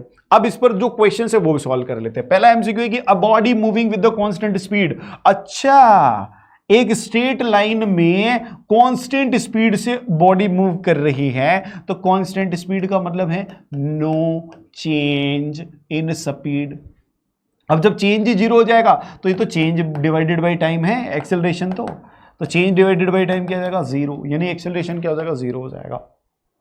क्या हो जाएगा, जीरो हो जाएगा, क्योंकि स्ट्रेट लाइन में मूव कर रहा है। ठीक है, अच्छा वापस आने का भी कोई चांस यहां पर है नहीं। फिर assertion reason, an object can have zero acceleration even while moving very fast. अगर कोई ऑब्जेक्ट बहुत तेज चल रहा है तब भी उसका एक्सेलरेशन जीरो हो सकता है। हो सकता है क्या? अरे तू कमेंट में लिख डाला कि नहीं हो सकता है, ऐसे कैसे? मेरी बात ध्यान से सुनो, अगर एक ट्रक जो है 200 किलोमीटर पर हार की स्पीड से चल रहा है लेकिन स्पीड चेंज नहीं हो रही, तो चेंज तो जीरो है ना, चाहे स्पीड कितनी भी हो। जब चेंज जीरो तो एक्सेलरेशन जीरो, चेंज जीरो तो एक्सेलरेशन जीरो। तो N object can have zero acceleration even while moving the very fast. बिल्कुल सही वचन है। Acceleration depends on how quickly velocity changing. Acceleration change पे डिपेंड करता है, not on how fast the object is moving. कितना तेज चल रहा है उस पर डिपेंड नहीं करता, चेंज कितना हो रहा है उस पर डिपेंड करता है। बिल्कुल सत्य वचन है, ए आंसर हो जाएगा। बहुत प्यारे क्वेश्चन प्रैक्टिस कर रहे हैं। अब आ जाते हैं हम क्वेश्चन नंबर 3 पर। तो भाई ये सब्जेक्टिव क्वेश्चन है। यहां पर पूछा है कि एक motor bike moving with initial velocity 28 meter पर सेकेंड, यानी इनिशियल वेलोसिटी किसी मोटर बाइक की कितनी है, 28 मीटर पर सेकेंड। लिख लो भैया, लिख लिया। फिर एंड कांस्टेंट एक्सेलरेशन से चल रहा है, stops after travelling for 7 seconds, यानी कि ये स्टॉप हो जाता है। स्टॉप होने का मतलब क्या, इसकी फाइनल वेलोसिटी 0 मीटर पर सेकंड हो जाएगी। स्टॉप होने का मतलब समझते हो आप, जीरो। ठीक है, रेस्ट का मतलब समझते हो, जीरो। अगर वो रेस्ट से स्टार्ट हो रहा है यानी इनिशियल वेलोसिटी जीरो, अगर वो रेस्ट पे आ जाता है यानी फाइनल वेलोसिटी जीरो, वो स्टॉप हो जाता है फाइनल वेलोसिटी जीरो। ठीक है ना, बहुत बढ़िया। अब ये टाइम कितना ले रहा है इसको कंप्लीट करने में भैया, ये कार्यक्रम होने में लग रहे हैं 7 सेकेंड्स। अब देखो भाई एक्सेलरेशन कैसे निकलेगा। एक्सेलरेशन की पूरी बात आप लोगों को पता है, ए बराबर change in velocity divided by time. Change in velocity कितना है हम देख लेते हैं, फाइनल वेलोसिटी 0 है माइनस इनिशियल वेलोसिटी 28 है। टाइम कितना है भैया, टाइम इंटरवल 7 सेकेंड है। तो एक्सेलरेशन हो जाएगा -28/7। ठीक है, तो ये हो जाएगा 4 टाइम्स यानी -4 मीटर पर सेकेंड स्क्वायर आंसर हो जाएगा, यानी -4 मीटर पर सेकेंड स्क्वायर का एक्सेलरेशन होगा। अच्छा, यहां पर जो ये माइनस है, मेरी बात ध्यान से समझना, अगर एक्सेलरेशन की वैल्यू नेगेटिव है इसका मतलब क्या है, और अगर एक्सेलरेशन की वैल्यू पॉजिटिव है इसका मतलब क्या है। ये वाली बातें तो हम पहले भी कर चुके हैं ना, कर चुके हैं, तो एक बार इनको और क्लियर कट कर लेते हैं। इसका मतलब होता है नेगेटिव एक्सेलरेशन का मतलब रिटार्डेशन। इसको क्या बोलते हैं अपन, रिटार्डेशन। यानी ये क्या करता है, मोशन को रिटार्ड करता है। तो रिटार्ड करने का मतलब क्या हो जाएगा, यहां पर स्पीड जो है, वेलोसिटी जो है वो डिक्रीज होएगी, यानी टाइम के साथ साथ वेलोसिटी डिक्रीज होगी अगर नेगेटिव एक्सेलरेशन है तो। और यहां पर डायरेक्शन की बात करूं तो जो मोशन की डायरेक्शन है, एक्सेलरेशन उसके ऑपोजिट डायरेक्शन में है। तो मैं यहां पर लिख देता हूं ये v की डायरेक्शन, तो यहां पर ये हो जाएगी a की डायरेक्शन। समझ में आई बात, बहुत क्लियर कट है। फिर हम पॉजिटिव एक्सेलरेशन की बात करें तो इसको हम बोलते हैं एक्सेलरेशन। ठीक है ना, ये रिटार्डेशन या डिसेलरेशन होगा और ये सिंपल एक्सेलरेशन होगा। एक्सेलरेशन में क्या होगा, जब भी कोई भी ऑब्जेक्ट एक्सेलरेट करेगा इसका मतलब उसकी स्पीड बढ़ेगी, यानी यहां पर क्या होगा, वेलोसिटी की जो डायरेक्शन है सेम डायरेक्शन किसकी होगी, एक्सेलरेशन की। क्या ये बातें अपन पहले भी कर चुके थे बहुत बढ़िया तरीके से। तो इस प्रकार से अपन ने इसका एक और क्वेश्चन सॉल्व कर दिया एक्सेलरेशन का। तो यार अब हम थोड़ा मोशन को समझते हैं ग्राफिकल तरीके से। यानी कि अभी तक क्या हो रहा था भाई, हम लोगों को एक डिस्क्रिप्शन मिलता था कि ये इनिशियल वेलोसिटी है, ये फाइनल वेलोसिटी, इस तरह से ऑब्जेक्ट चल रहा है। ठीक है, अब हमें डिस्क्रिप्शन ना मिलकर एक ग्राफ मिलेगा और उस ग्राफ से हमें डिकोड करना पड़ेगा कि किस प्रकार का मूवमेंट है, किस प्रकार का मोशन है। ठीक है, क्या पैरामीटर्स हैं, वो ग्राफ से हमें सारे पैरामीटर निकालने पड़ेंगे। करेंगे, यानी कि डिस्प्लेसमेंट, यानी कि वेलोसिटी, इनिशियल, फाइनल, एक्सेलरेशन, ये सब ग्राफ से ही हमें कैलकुलेट करने। तो सबसे पहले तो ग्राफ बनता कैसे है ये हम समझ लेते हैं, फिर ग्राफ में क्या क्या इंफॉर्मेशन होती है वो समझेंगे, ठीक है।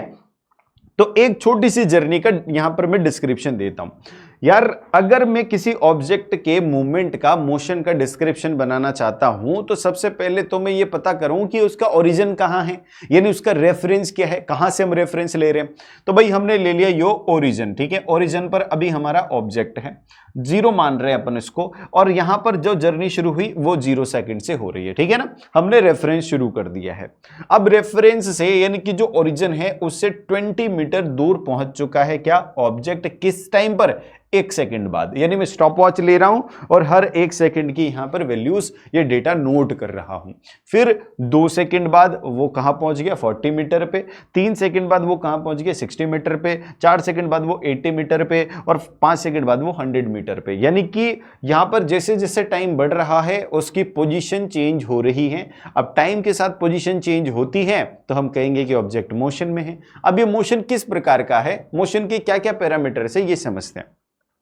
हमारे पास 2 प्रकार के पैरामीटर, एक पोजीशन है, एक टाइम है। तो हम पोजीशन और टाइम को यहां पर क्या करेंगे, यहां पर ग्राफ में उसको लोकेट करेंगे, रिप्रेजेंट करेंगे। तो हम एक एक्सिस को टाइम एक्सिस ले लेते हैं, एक को पोजीशन एक्सिस। ध्यान रखना ऐसा कोई फिक्स रूल नहीं है कि टाइम एक्सिस हमेशा ही हॉरिजॉन्टल एक्सिस होगी और पोजीशन एक्सिस हमेशा ही वर्टिकल एक्सिस होगी। हम इनको इंटरचेंज भी कर सकते हैं, लेकिन इनको अच्छे से समझने के लिए और अंडरस्टैंडिंग इनकी ईजी हो जाए इसलिए हम क्या करेंगे, टाइम को हॉरिजॉन्टल एक्सिस पे रखेंगे और जो दूसरे पैरामीटर है, लाइक पोजीशन है, लाइक वेलोसिटी है, लाइक स्पीड है, उन पैरामीटर्स को हम वर्टिकल एक्सिस पे रखेंगे, ठीक है ना। टाइम को हमने फिक्स कर दिया हॉरिजॉन्टल एक्सिस पर ऐसा जरूरी नहीं है कि ऐसा रखना ही है, इट इज इंटरचेंजेबल, ठीक है ना, ध्यान रखना। तो टाइम हमने रख दिया हॉरिजॉन्टल एक्सिस पे। अब टाइम हमारा क्या, 0 1 2 3 4 5, यानी एक एक सेकंड के गैप में है। 0 से 1 में 1 सेकंड का गैप, 1 to 2 में 1 सेकंड का गैप, 2 से 3 में 1 सेकंड का गैप, 3 से 4 में 1 सेकंड का गैप। इस प्रकार से हम एक एक सेकंड के इंटरवल पर इन वैल्यूज को लोकेट कर देते। तो 5 तक था, 5 तक लोकेट कर दिया। पोजीशन में अगर मैं चलूं तो 0 से शुरू होकर 100 तक है। तो मैं यहां पर इक्वल इंटरवल में यहां से 20, यहां से 20, यहां से 20, यहां से 20, यानी हर एक सेकंड में 20 की डिस्टेंस चल रही है। तो 20 के गैप में मैंने यहां पर लोकेट कर दिया। आप लोग वैसे तो ग्राफ बनाना पहले सीखे भी होंगे 8th क्लास में, लेकिन नहीं सीखे तो कोई चिंता की बात नहीं है, पीके बाबा है ना, तुम्हारा छोटा भाई है ना, बताएगा तेरे को, ठीक है ना। तो अच्छे से ध्यान से देखता रहे बस तू, ठीक है, और कमेंट में लिखता रहे कि सब कुछ सही चल रहा है। देखो अब पहला जो पॉइंट है हमारा वो क्या है कि 0 सेकंड पर पोजीशन भी 0 थी। तो भाई 0 सेकंड, टाइम एक्सिस पर 0 कहां होगा, यहां। पोजीशन एक्सिस पर 0 कहां होगा, यहां। तो यहां मैंने लोकेट कर दिया इसको। यानी ये वो पॉइंट है ग्राफ में जो डिस्टेंस में, सॉरी पोजीशन में क्या बता रहा है, 0 मीटर, और टाइम में क्या बता रहा है, 0 सेकंड। फिर क्या करूंगा मैं, अगला मेरा वैल्यू है ये वाला हो गया, अगले वाले पे चलेंगे 1 सेकंड पे 20। तो 1 सेकंड कहां है, यहां पर। 20 कहां है, 20 मीटर यहां पर। तो ऐसा कोई पॉइंट लू जो कॉमनली दोनों को रिप्रेजेंट करे, तो ये पॉइंट यहां पर आएगा। यानी ये वो पॉइंट है जो कि टाइम एक्सिस की तरफ देखोगे तो 1 सेकंड बताएगा, अगर पोजीशन एक्सिस देखोगे तो 20 मीटर बताएगा। समझ गया। सिमिलरली हमें हर एक वैल्यू को प्लॉट करना है, जैसे 2 और 40। तो 2 कहां है, यहां पर। 40 कहां है, यहां पर। तो यानी ये वो पॉइंट होगा जो टाइम एक्सिस पर देखते तो 2 सेकंड बताएगा और पोजीशन एक्सिस पर 40 मीटर बताएगा। सिमिलरली 360 हो जाएगा, यानी टाइम पर 3 सेकंड और पोजीशन पे 60 मीटर। सिमिलरली 4 और 80 हो जाएगा, ठीक है। 4 सेकंड 80 मीटर, 5 सेकंड 100 मीटर। यानी ये सारे पॉइंट मैंने लोकेट कर दिए। यानी कि ये जो वैल्यूज थी वो किसकी फॉर्म में लिख दी मैंने, पॉइंट की फॉर्म में। यानी ये जो डेटा था, this data is represented as the point format, ठीक है। पॉइंट बना दिया मैंने, ठीक है, कोऑर्डिनेट सिस्टम जैसा हो गया। अब इन सभी पॉइंट्स को अगर मैं ज्वाइन कर दूं तो वो जो ज्वाइनिंग लाइन होगी या ज्वाइनिंग जो कर्व होगा वो कहलाएगा आपका पोजीशन टाइम ग्राफ। क्या कहलाएगा वो, पोजीशन टाइम ग्राफ। समझ गया आप। ज्वाइन कर देता हूं तो ये जो ज्वाइन करने वाली यहां पर लाइन बनी है ये क्या कहलाएगी, पोजीशन टाइम ग्राफ। अब आप देखो ये पोजीशन टाइम ग्राफ कैसा बन रहा है, स्ट्रेट लाइन। क्या ये स्ट्रेट लाइन हॉरिजॉन्टल है, वर्टिकल है, नहीं, ये straight line inclined with the time axis है। क्या है ये, स्ट्रेट लाइन है। कैसा है देखो, स्ट्रेट लाइन, ये ग्राफ कैसा है, straight line inclined with time axis, ठीक है ना। या इंक्लाइंड स्ट्रेट लाइन बोल दो, इंक्लाइंड विद टाइम एक्सिस, ठीक है, टाइम एक्सेस। बात समझ में आई?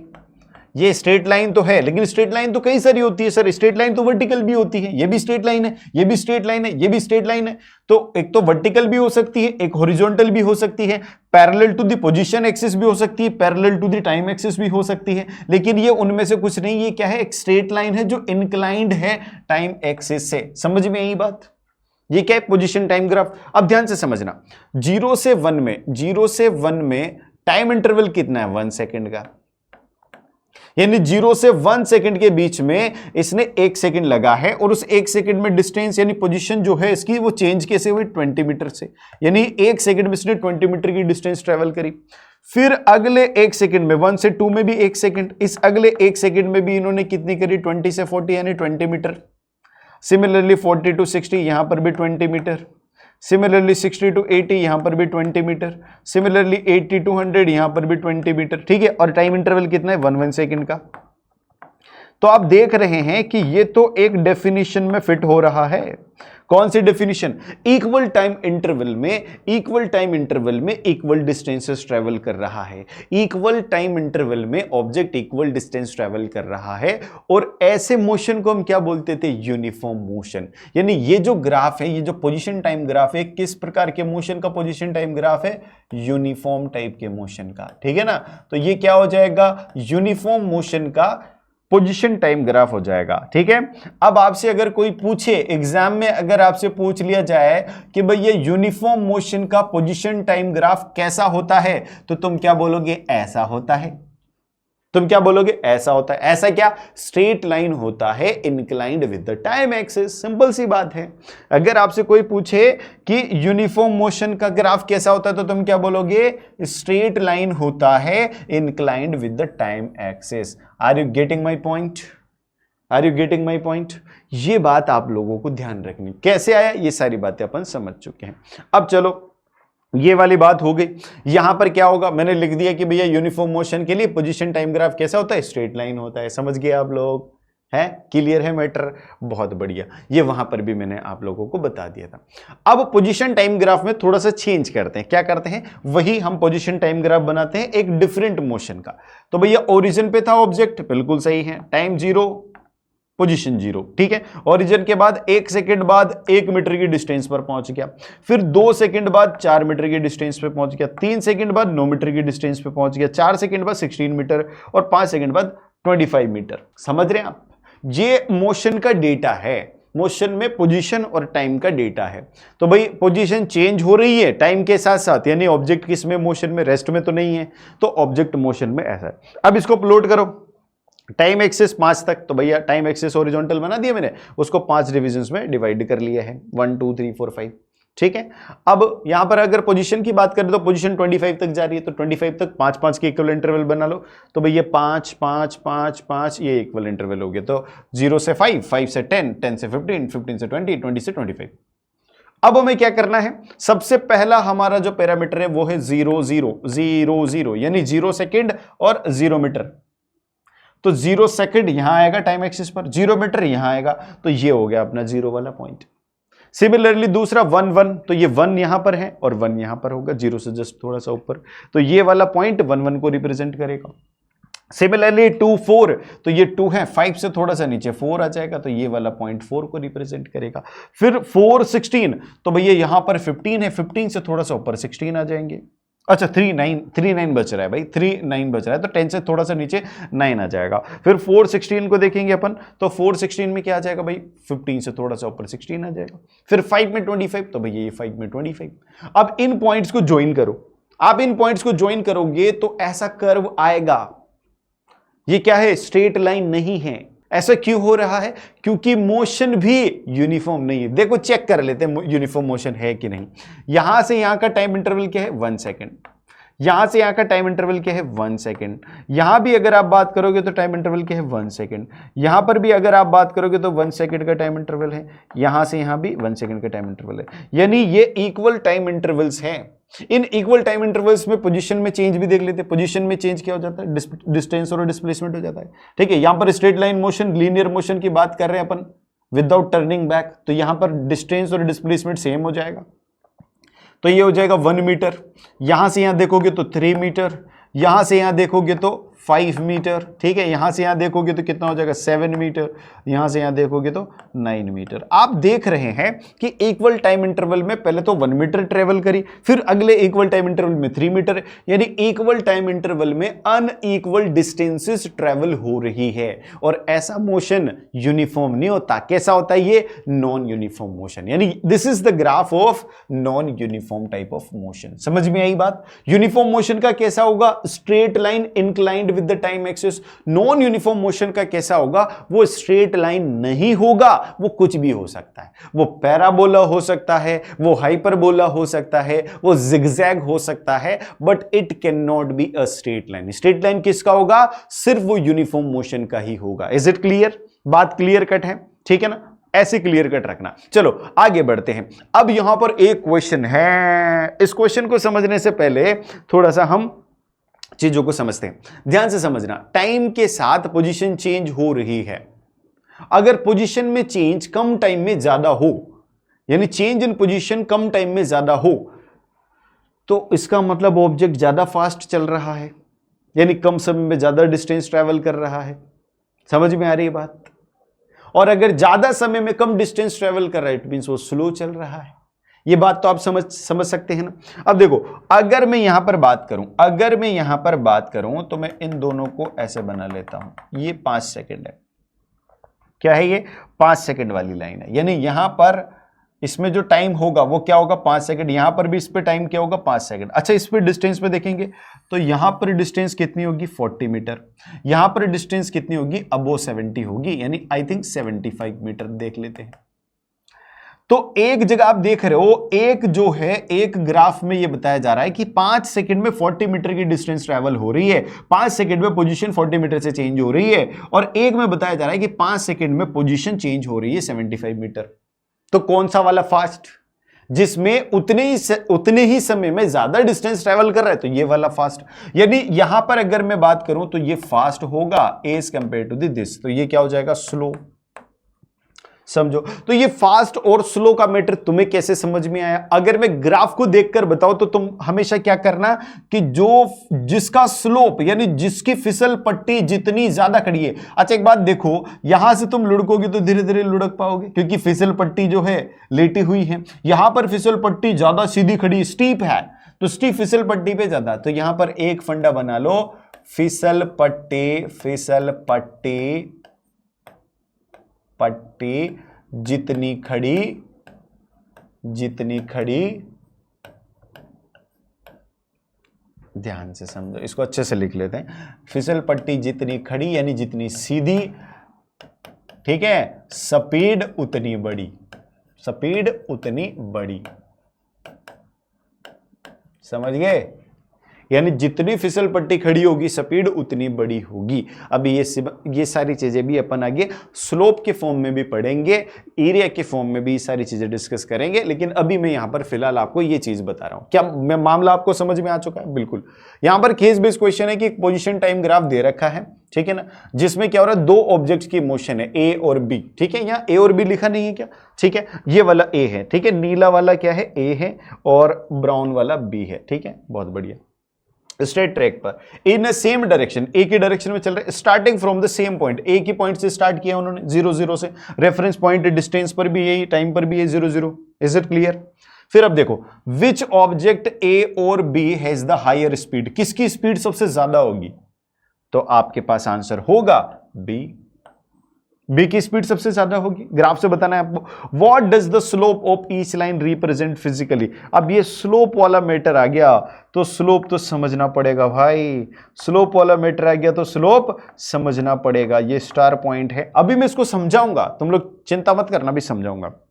फिर बता रहा है third question, if the line were to cross what would that point represent? अगर ये लाइंस एक दूसरे को क्रॉस करती तो ये क्या रिप्रेजेंट करती? अगर ये लाइंस एक दूसरे को क्रॉस करती तो ये क्या रिप्रेजेंट करती?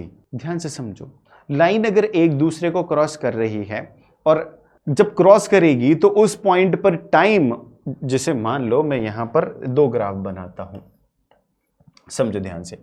एक ग्राफ है ये, एक ग्राफ है ये, ठीक है। अच्छा, इसकी शुरुआत कहीं और से हुई है, इसका ओरिजिन कुछ और है, इसका ओरिजिन कुछ और है, लेकिन इन्होंने बीच में जो है ना एक दूसरे को क्रॉस कर दिया। क्या कर दिया इन्होंने? बीच में एक दूसरे को क्रॉस। तो ये पॉइंट तो टाइम एक्सिस पर एक ही वैल्यू रिप्रेजेंट करेगा, ये पॉइंट डिस्टेंस पर भी एक ही करेगा। यानी ये जिस पोजीशन पर है अभी, ये पोजीशन, इसकी पोजीशन इतने टाइम में सेम है। अगर सेम टाइम पर सेम पोजीशन में दो चीजें रहती हैं, सेम टाइम पर सेम पोजीशन में दो चीजें रहती हैं, इसका मतलब वो आपस में मिली हैं, उनकी मीटिंग हुई है। जैसे मान लो तुम ऑफिस आए, तुम अपने घर से ऑफिस तो कहां जाओगे भाई, तुम तो अभी तो स्कूल के बच्चे हैं, ठीक है। मान लो तुम स्कूल जा रहे हो, ठीक है, अपने घर से, रास्ते में कोई दूसरा दोस्त है, वो भी स्कूल जा रहा है अपने घर से। अब तुम कहीं एक जगह पर मिल गए रास्ते में, तो एक जगह पर कब मिलोगे? बताओ कब मिलोगे? जब तुम्हें जिस समय पर तुम वहां हो, उसी समय पर वो इंसान भी वहां होना चाहिए। होना चाहिए कि नहीं होना चाहिए?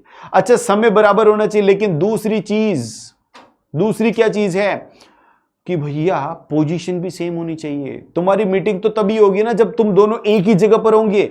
अगर मान लो उस समय पर वो किसी दूसरी गली में है और तुम दूसरी गली में हो, तो तुम्हारी मीटिंग कहां हुई? यानी position should also be same. तो जब ये इंटरसेक्ट करता है, जब ये दो लाइन एक दूसरे को क्रॉस करती है, इसका मतलब इस समय पर इन दोनों की मुलाकात हुई है, मीटिंग हुई है, ठीक है ना। तो ये मीटिंग को रिप्रेजेंट करता है। किसको रिप्रेजेंट करता है? ये मीटिंग को रिप्रेजेंट करता है, मीटिंग ऑफ टू ऑब्जेक्ट्स, ठीक है ना। इस पर क्वेश्चंस 9th में तो वैसे खास आते नहीं है, लेकिन ओलंपियाड में आते हैं कि दो ऑब्जेक्ट्स की मीटिंग से क्या होगा। अब मैं यहां पर वेलोसिटी टाइम ग्राफ भी समझा देता हूं आप लोगों को। भाई ऐसे का ऐसे अपन ने क्या किया? Position time graph. Similarly position को जैसे जैसे वेलोसिटी को अपन रिप्रेजेंट करते हैं। अगर किसी ऑब्जेक्ट की, वहां पर यूनिफॉर्म मोशन पड़ा था, वहां पर वेलोसिटी क्या थी? Same fix. कितनी थी? 20 मीटर पर सेकंड। एक सेकंड में 20 मीटर चल रहा था, 20 मीटर पर सेकंड। तो यहां पर अगर मैं देखूं कांस्टेंट वेलोसिटी यानी यूनिफॉर्म वेलोसिटी यानी यूनिफॉर्म मोशन की अगर मैं बात करूं, तो यूनिफॉर्म मोशन में क्या हो रहा है? वेलोसिटी चेंज हो रही है क्या? नहीं। क्या टाइम चेंज हो रहा है? बिल्कुल, टाइम तो बढ़ता जाएगा भाई, 0 1 2 3 4 5, लेकिन उस टाइम इंटरवल पे यहां पर वेलोसिटी फिक्स रहेगी, नो चेंज इन वेलोसिटी। अगर वेलोसिटी में चेंज ही नहीं है, तो चेंज इन वेलोसिटी 0, तो एक्सेलरेशन भी 0 हो जाएगा, क्योंकि एक्सेलरेशन क्या है? Change in velocity divided by time. जब चेंज ही 0 है तो उसको टाइम से डिवाइड करोगे तो 0 ही आएगा, ठीक है। अगर मैं ऐसा देखूं कि वेलोसिटी इंक्रीज हो रही है, तो वेलोसिटी जब इंक्रीज होती है तो तुम समझते हो कि कौन सा एक्सेलरेशन है? कांस्टेंट पॉजिटिव एक्सेलरेशन है। अब वेलोसिटी इंक्रीज हो रही है तो क्या होगा? जैसे मैं टाइम एक्स, इस पे टाइम एक्सिस लिख देता हूं भाई, ये टाइम है, ठीक है, ये वेलोसिटी है। अगर वेलोसिटी बढ़ रही है, ठीक है, और यूनिफॉर्म तरीके से बढ़ रही है, कांस्टेंट पॉजिटिव एक्सेलरेशन से बढ़ रही है, तो उसका ग्राफ कैसा होगा? स्ट्रेट लाइन होगा, लेकिन inclined with the time axis. Decreasing velocity का कैसा होगा? स्ट्रेट लाइन होगा, लेकिन ऐसा हो जाएगा डिक्लाइन। ये इंक्लाइंड, ये डिक्लाइंड। समझ गए आप? इस प्रकार से। तो ये तीन ग्राफ आप बहुत अच्छे से समझना, ठीक है। एक्सेलरेशन 0 है यानी यूनिफॉर्म मोशन है, तो velocity time graph straight line होगा, parallel to the time axis. क्या होगा? Straight line, straight line.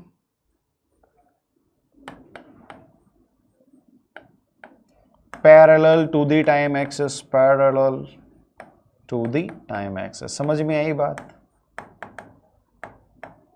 ये होगा वेलोसिटी टाइम ग्राफ किसका? एक्सेलरेशन 0 यानी यूनिफॉर्म मोशन का, ठीक है। या डिक्रीजिंग में ऐसा होगा, इंक्रीजिंग में ऐसा होगा। सारी बातें समझ में आ गई, ठीक है। अब एक क्वेश्चन सॉल्व करते हैं।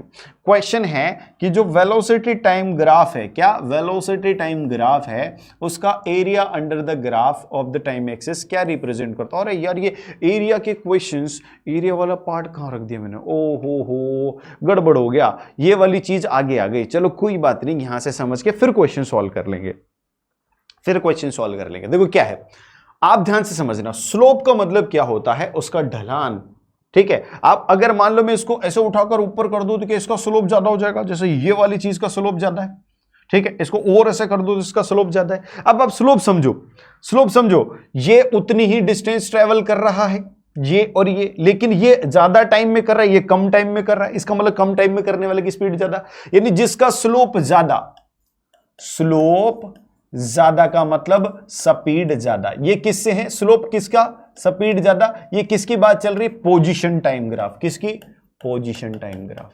अगर पोजीशन टाइम ग्राफ की बात करूं तो स्लोप ज्यादा, तो स्पीड ज्यादा, यानी स्लोप जो है पोजीशन टाइम ग्राफ का वो क्या रिप्रेजेंट कर रहा है, वो स्पीड को रिप्रेजेंट कर रहा है। सिमिलरली अगर मैं ग्राफ चेंज कर दूं और पोजीशन की जगह वेलोसिटी टाइम ग्राफ कर दूं, तो वेलोसिटी टाइम ग्राफ का जो स्लोप है वो किसको रिप्रेजेंट करता है, वो एक्सेलरेशन को रिप्रेजेंट करता है। तो स्लोप बढ़ेगा तो एक्सेलरेशन बढ़ेगा, किसमें, वेलोसिटी टाइम ग्राफ में। तो स्लोप की बात होगी। अगर मैं एरिया की बात करूं तो भाई पोजीशन टाइम ग्राफ का एरिया हमने डिफाइन नहीं किया है, ठीक है, उसके लिए कोई पैरामीटर नहीं है हमारे पास। अभी हम सिर्फ बात करेंगे वेलोसिटी टाइम ग्राफ। तो वेलोसिटी टाइम ग्राफ का जो एरिया होता है, area under the curve on the time axis, जो ये टाइम एक्सिस है, टाइम एक्सिस पर जितना एरिया होगा ये एरिया क्या कहलाएगा, डिस्प्लेसमेंट। क्या कहलाएगा, डिस्प्लेसमेंट। यानी वेलोसिटी टाइम ग्राफ का जो एरिया होता है that is known as displacement. Is it clear. Slope क्या देता है वेलोसिटी टाइम ग्राफ का, एक्सेलरेशन। अच्छा, पोजीशन टाइम ग्राफ का क्या देता है, स्पीड और वेलोसिटी, ठीक है ना। स्ट्रेट लाइन में पढ़ रहे हैं तो वेलोसिटी भी आप लोग बोल सकते हैं। इज इट क्लियर, बहुत बढ़िया, ठीक है। हॉरिजॉन्टल लाइन अगर है तो वेलोसिटी कांस्टेंट है, हम लोग पढ़ चुके हैं। राइजिंग लाइन है, ऊपर की तरफ राइज कर रही है तो वो स्पीड अप हो रहा है। फॉलिंग लाइन है तो स्लोइंग डाउन हो रहा है, यानी कि नेगेटिव एक्सेलरेशन है, और यहां पर पॉजिटिव एक्सेलरेशन है। ये बात समझ चुके। अब आ जाओ भाई क्वेश्चन पे। क्वेश्चन है velocity time graph, the area under the graph and the time axis represent. तो भाई एरिया अंडर द ग्राफ किसका, वेलोसिटी टाइम ग्राफ का, क्या देता है, डिस्प्लेसमेंट। सिंपल सी बात है, सी इसका करेक्ट आंसर हो जाएगा। कोई टेंशन वाली बात है ही नहीं, सारा कुछ अंडरस्टूड है। फिर आ जाओ असर्शन रीजन पे।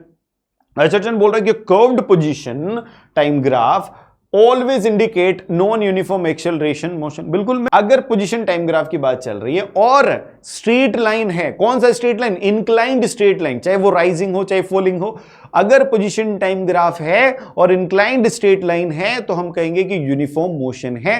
अगर स्ट्रेट लाइन नहीं है, चाहे वो कोई सा भी शेप हो, उसके अलावा वो कैसा है, नॉन यूनिफॉर्म। तो ये बोल रहे हैं a curved position time graph indicates non uniform, यानी कि यहां पर बोल सकते हैं एक्सेलरेटेड मोशन। बिल्कुल सत्य वचन है। फिर देखो, the slope of curved position time graph changes from point two point. Curved जो होता है उसका स्लोप चेंज होता है, बिल्कुल सत्य बात है, क्योंकि कर्व्ड का स्लोप चेंज होगा, इसीलिए तो कर्व्ड पोजीशन टाइम ग्राफ का स्लोप क्या देता है, वेलोसिटी, और हर एक पॉइंट पर वेलोसिटी चेंज हो रही है, इसीलिए तो नॉन यूनिफॉर्म मोशन है, ठीक है ना। ये बात भी बिल्कुल सही है, ठीक है, और ये इसको सपोर्ट भी कर रहा है। तो आंसर क्या हो जाएगा, ए। क्या आंसर हो जाएगा, ए आंसर हो जाएगा। थर्ड क्वेश्चन देखो, draw a rough velocity time graph for a car starts from rest. ठीक है, कहां से स्टार्ट हो रही है, रेस्ट, एंड इनिशियल वेलोसिटी क्या है, जीरो। मैंने बोला रेस्ट और स्टॉप का मतलब जीरो होता है, अगर स्टार्ट हो रही है तो इनिशियल हो जाएगा, ठीक है। फिर एक्सेलरेट्स यूनिफॉर्मली फॉर 5 सेकंड, यानी टाइम कितना है, 5 सेकंड का, ठीक है। रीचेस टू 20 मीटर पर सेकंड, फाइनल वेलोसिटी क्या है, 20 मीटर पर सेकंड, ठीक है, ये second. Then moves at constant velocity for 10 second. अच्छा, इसके बाद वो 10 सेकंड के लिए कांस्टेंट वेलोसिटी से चलती है, जो 20 रीच कर ली। अब देखो ग्राफ बनाओ, यहां पर क्या बनाओगे, टाइम एक्सिस। टाइम एक्सिस पर क्या बनाना है भैया, 10, 5 तो इधर है और 10 इधर, यानी 15। तो मैं यहां पर क्या करता हूं, 1 1 के 15 इंटरवल बना देता हूं, 1 2 3 4 5 6 7 8 9, ठीक है, ऐसे देख लो, 10 11 12 13 14 15, ठीक है, इतना दूर तक आ जाएगा, थोड़ा सा लंबा हो गया, कोई बात नहीं, ठीक है। वेलोसिटी कहाँ तक जा रही है, 20 तक, ठीक है। कहाँ से, रेस्ट से, तो ये हो जाएगा मेरा 5 10 15 20, ठीक है। यहाँ लिख देता हूँ 5 10 15 20। इज इट क्लियर, ठीक है। यहाँ मैं लिख देता हूँ पहले ये वाली एक्सिस पे, ये क्या है, वेलोसिटी, ध्यान से समझना, ऐसे लिखना वेलोसिटी, और इसमें क्या लिख देना ब्रैकेट में, मीटर पर सेकंड, यानी यहाँ जो वैल्यूज है मीटर पर सेकंड में, ये टाइम है, यहाँ ब्रैकेट में लिख देना सेकंड, ठीक है। लिख भी दो यहाँ 1 2 3 4 5 6 7 8 9 10 11 12 13 14 15, ठीक है, बहुत बढ़िया। अब बनाओ ग्राफ। ग्राफ कैसे बनाओगे, वो बोल रहा है रेस्ट से शुरू हो रहा है, तो रेस्ट यानी कि टाइम जीरो था शुरू में, तो जीरो टाइम पे जीरो, तो यहां वाला पॉइंट समझिए आप। और कितने सेकंड बाद, 5 सेकंड बाद कहां पहुंच गया, 20 मीटर पर सेकंड, तो ये 5 सेकंड 20 मीटर पर सेकंड, ये वाला पॉइंट, ठीक है। फिर इसके बाद क्या है, वो इसके बाद वो 10 सेकंड तक ऐसे ही चलता गया, यानी 10 सेकंड तक जिस वेलोसिटी पर पहुंचा था, यानी कि 10 सेकंड 5 सेकंड हो गए, इसके 10 सेकंड 15 सेकंड, यानी यहां से यहां तक भी वो इसी स्पीड से आएगा। ठीक है, तो मैं क्या करूं, इसको ज्वाइन कर देता हूं। तो ये वाला पॉइंट ज्वाइन कर दिया, फिर इससे ये वाला पॉइंट ज्वाइन कर दिया, ये हो जाएगा ग्राफ। ये क्या हो जाएगा, इस क्वेश्चन का ग्राफ। ठीक है, तो यार इस प्रकार से आप किसी भी सिचुएशन का ग्राफ प्लॉट कर सकते हैं by understanding the phenomena. Graph represent करना बता दिया, ग्राफ से क्या वैल्यूज आप डिकोड कर सकते हैं ये बता दिया। अभी आपसे अगर कोई पूछे कि यहां इनिशियल वेलोसिटी क्या है तो 0, यहां पर फाइनल वेलोसिटी क्या है तो 20 मीटर पर सेकेंड, आप ग्राफ को देखकर भी बता सकते हैं। ठीक है, तो ये हमारा ग्राफिकल रिप्रेजेंटेशन यहां पर फिनिश होता है। तो अब नेक्स्ट पार्ट पे चलते हैं। नेक्स्ट पार्ट है हमारा काइनेटिक इक्वेशंस ऑफ मोशन। तो यार ये जो काइनेटिक इक्वेशंस है ये बहुत बहुत इंपॉर्टेंट है और इन पर क्वेश्चन भी आता ही है। इनका डेरिवेशन जो है मैं अपने कैप्टन कोर्स में बच्चों को कराता हूं। लाइव क्लासेस जो होती है कैप्टन कोर्स में, वहां पर मैंने इसका डेरिवेशन कराया हुआ है। ठीक है, बहुत प्यारे तरीके से कि कैसे ग्राफिकल मेथड से यानी ग्राफ से हम कैसे ये जो काइनेटिक इक्वेशंस हैं इनको इंड्यूस कर सकते हैं, डिराइव कर सकते हैं। वो पूरा का पूरा स्टेप वाइज तरीका मैंने वहां पर बताया हुआ है। ठीक है, तो आप अभी लिंक डिस्क्रिप्शन में है, कैप्टन कोर्स को एक्सप्लोर करो, उसको इनरोल करो। मैं ये सारी चीज़ें वहाँ पर पढ़ाने वाला हूँ। ठीक है, पढ़ाता हूँ, अध्ययन से समझना। अब यहां पर हम एक चीज समझ लेते हैं कि कुछ 3 इक्वेशन है टोटल। इन तीनों इक्वेशंस का कहां यूज होता है, कैसे यूज होता है ये समझेंगे। काफी सारे बच्चों को इक्वेशन तो याद है लेकिन ये समझ नहीं आता कि सर इसमें से कौन सी इक्वेशन लगाएं, है कि नहीं। तो मेरे प्यारे दोस्त, मेरे बड़े भाई ये तेरा छोटा भाई तेरे को बताएगा कि कौन सी इक्वेशन लगानी है ना। समझते हैं। सबसे पहले तो मैं यहां पर जो डिनोटेशंस यूज कर रहा हूं उसमें S stands for displacement, T stands for time और U stands for initial velocity, V stands for final velocity और A स्टैंड्स फॉर एक्सेलरेशन। ये सारी चीजें आप लोग जानते हैं। एक इसमें विशेष बात क्या है कि ये जो फंडा है जिसको मैं काइनेटिक इक्वेशंस ऑफ मोशन बोलूंगा, ये first and second and third equation है। ये इक्वेशन तभी वैलिड है, only valid when acceleration is constant. यानी अगर एक्सेलरेशन कांस्टेंट ना हो तो इनको अप्लाई मत कर देना, इनको अप्लाई करोगे आंसर गलत हो जाएगा। यानी ये तभी वैलिड है जब एक्सेलरेशन कैसा होना चाहिए, यूनिफॉर्म या कांस्टेंट एक्सेलरेशन होना चाहिए। ठीक है, बहुत बढ़िया। ठीक है, इनका यूज कहां करते हैं अपन, पोजीशन पता करने के लिए, किसी ऑब्जेक्ट की वेलोसिटी पता करने के लिए, किसी फ्यूचर टाइम में, कि फ्यूचर टाइम में जैसे 2 सेकंड बाद, 4 सेकंड बाद, 5 सेकंड बाद इसकी पोजीशन क्या होगी, 5 सेकंड बाद इसकी वेलोसिटी क्या होगी, इसका एक्सेलरेशन कितना है, ये सब यूज करने के लिए हम ये सब कैलकुलेट करने के लिए हम इन इक्वेशंस को यूज करते हैं। तो सबसे पहले इक्वेशन पर आते हैं। इक्वेशन नंबर 1 है v is equal to u plus 8। इसका यूज कहां करेंगे भाई, एक्सेलरेशन तो हम ये मान के चल रहे हैं कि हमको पता है यूनिफॉर्म एक्सेलरेशन है और इस यूनिफॉर्म एक्सेलरेशन के लिए हमें सारे कैलकुलेशन करने हैं। एक्सेलरेशन हमें पता है और अगर हमें टाइम पता है तो हमें ये फाइनल वेलोसिटी बता देगा। ठीक है ना, क्या क्या पता है हमें, इनिशियल वेलोसिटी, एक्सेलरेशन और टाइम, तो ये फाइनल वेलोसिटी बता देगा। अगर आपको फाइनल वेलोसिटी पता है, इनिशियल वेलोसिटी पता है और एक्सेलरेशन पता है तो ये टाइम बता देगा आपको। यानी ये रिलेशन है किसमें, इनिशियल वेलोसिटी, एक्सेलरेशन और टाइम। इन तीनों में से कोई एक पैरामीटर अगर मिसिंग है और 2 दे रखे हैं तो आप उसे इस इक्वेशन की हेल्प से कैलकुलेट कर सकते हैं। आपसे अगर फाइनल वेलोसिटी पूछी है तो आप इनिशियल वेलोसिटी, एक्सेलरेशन और टाइम का यूज करके फाइनल वेलोसिटी बता सकते हैं। ठीक है, यहां पर देखो सेकंड इक्वेशन में ये डिस्प्लेसमेंट की इक्वेशन, इसमें डिस्प्लेसमेंट, इनिशियल वेलोसिटी, टाइम और एक्सेलरेशन का रिलेशन है। क्या है डिस्प्लेसमेंट, इससे हम निकाल सकते हैं by using initial velocity, time and acceleration. यहां पर जो है ये थर्ड इक्वेशन है, इससे हम फाइनल वेलोसिटी निकाल सकते हैं यूजिंग इनिशियल वेलोसिटी, एक्सेलरेशन और डिस्प्लेसमेंट। यानी कि यहां पर जो तीन चीजों में ये रिलेशन दे रखा है उनमें से कोई भी एक चीज अगर आपको नहीं पता है तो by using the other things आप इन इक्वेशंस की हेल्प से उसको सॉल्व करके, कैलकुलेट करके आप उसे निकाल सकते हैं, उसकी वैल्यू पता कर सकते हैं। ठीक है, ये बात बहुत ही इंपॉर्टेंट है, स्टार बात है ये, इसको ध्यान रखना कि these equations are only used when constant is acceleration. This is 5 star बात। ठीक है, अब समझो, इसका एक एग्जाम्पल लेते हैं। एक कार है, उसमें क्या लगा, ब्रेक, जिसकी वजह से क्या हुआ, एक नेगेटिव एक्सेलरेशन यानी रिटार्डेशन जनरेट हुआ। Find the distance travelled before it stops, इसके स्टॉप होने से पहले कितनी डिस्टेंस इसने ट्रेवल करी ये बताओ। इफ इट्स स्पीड वाज, अगर उसकी स्पीड ये थी तो, और उसकी स्पीड ये थी तो, ठीक है ना, दोनों स्पीड्स के लिए उसको आपको देखो इनिशियल क्या है, पहले वाला क्वेश्चन सॉल्व करते। पहले वाले क्वेश्चन में अगर आप बात करोगे तो उसकी इनिशियल वेलोसिटी क्या है, 54 किलोमीटर पर हार, ठीक है। अच्छा, इसने इसको खुद कन्वर्ट करके दे रखा है 15 मीटर पर सेकेंड। आप खुद भी कर सकते हैं। क्या करना होता है, जैसे अगर आप किलोमीटर पर हार से कन्वर्ट करना चाहते हैं मीटर पर सेकेंड में, तो आपको 5/18 से मल्टीप्लाई करना होता है, ठीक है। 5/18 से मल्टीप्लाई करेंगे तो 18 से 54 3 टाइम्स कैंसिल होते हैं, तो 3 × 5 क्या हो जाएगा, 15 मीटर पर सेकेंड, ठीक है। बट इसने डायरेक्ट दे रखा है तो कोई बात नहीं है। ये होगी इनिशियल वेलोसिटी।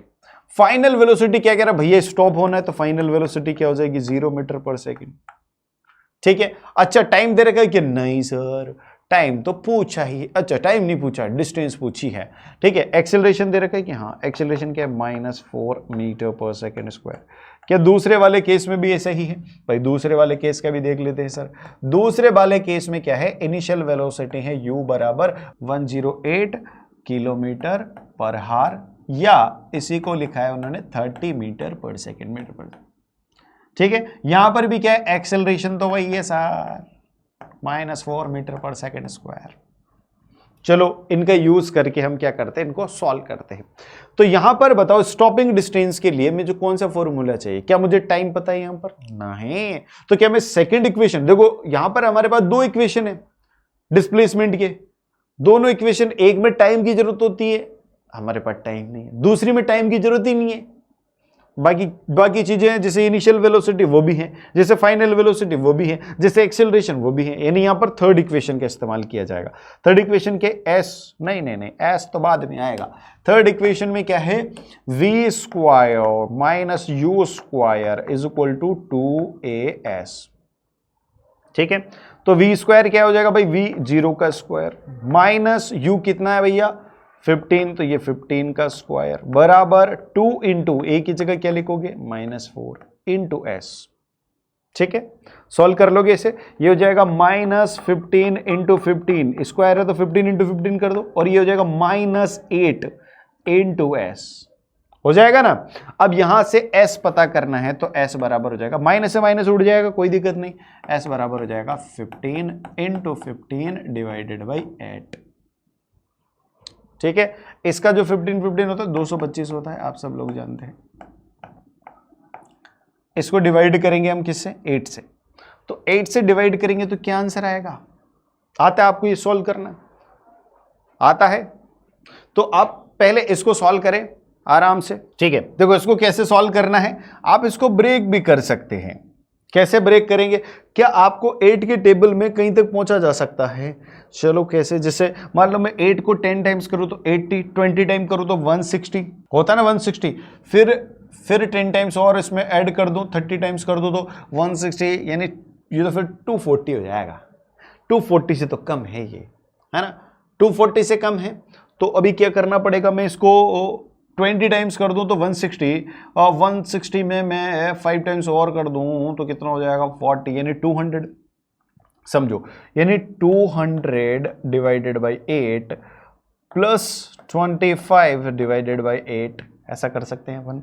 तो 200 कितने टाइम्स हो जाएगा, कितने टाइम्स हो जाएगा, देखो अगर मैं इसको 20 टाइम्स कर रहा हूं तो क्या हो रहा है, 160, ठीक है, और इसको 5 टाइम्स करूंगा तो 8 पंजे 40, तो 160 प्लस 40 क्या हो जाएगा, 200, तो ये हो जाएगा मेरा 25 टाइम्स, क्या हो जाएगा ये 25 टाइम्स प्लस 25 क्या हो जाएगा 24। इस 25 को भी मैं क्या लिख दूंगा, देखो आगे ब्रेक करके इसको भी ब्रेक कर देते, देखो मेरी टेक्निक है ये, थोड़ी सी सिंपल कर देती है, 24 और इसको 1/8 कर दो, तो ये क्या हो जाएगा 28 दिए 24, यानी कि 8 3 से 24 प्लस 1/8 क्या होता है 0.125, तो कर दो इसको, ये हो जाएगा 28.125, क्या जाएगा आंसर मीटर में, ये हो जाएगा डिस्टेंस, ठीक है। यहां तक क्लियर है, ये हो गया आपका ये वाला पार्ट। अब सेकंड पार्ट पर आ जाओ। सेकंड पार्ट में क्या है भैया, सेकंड पार्ट में वही सेम इक्वेशन लगानी है, v square minus u square is equal to 2as,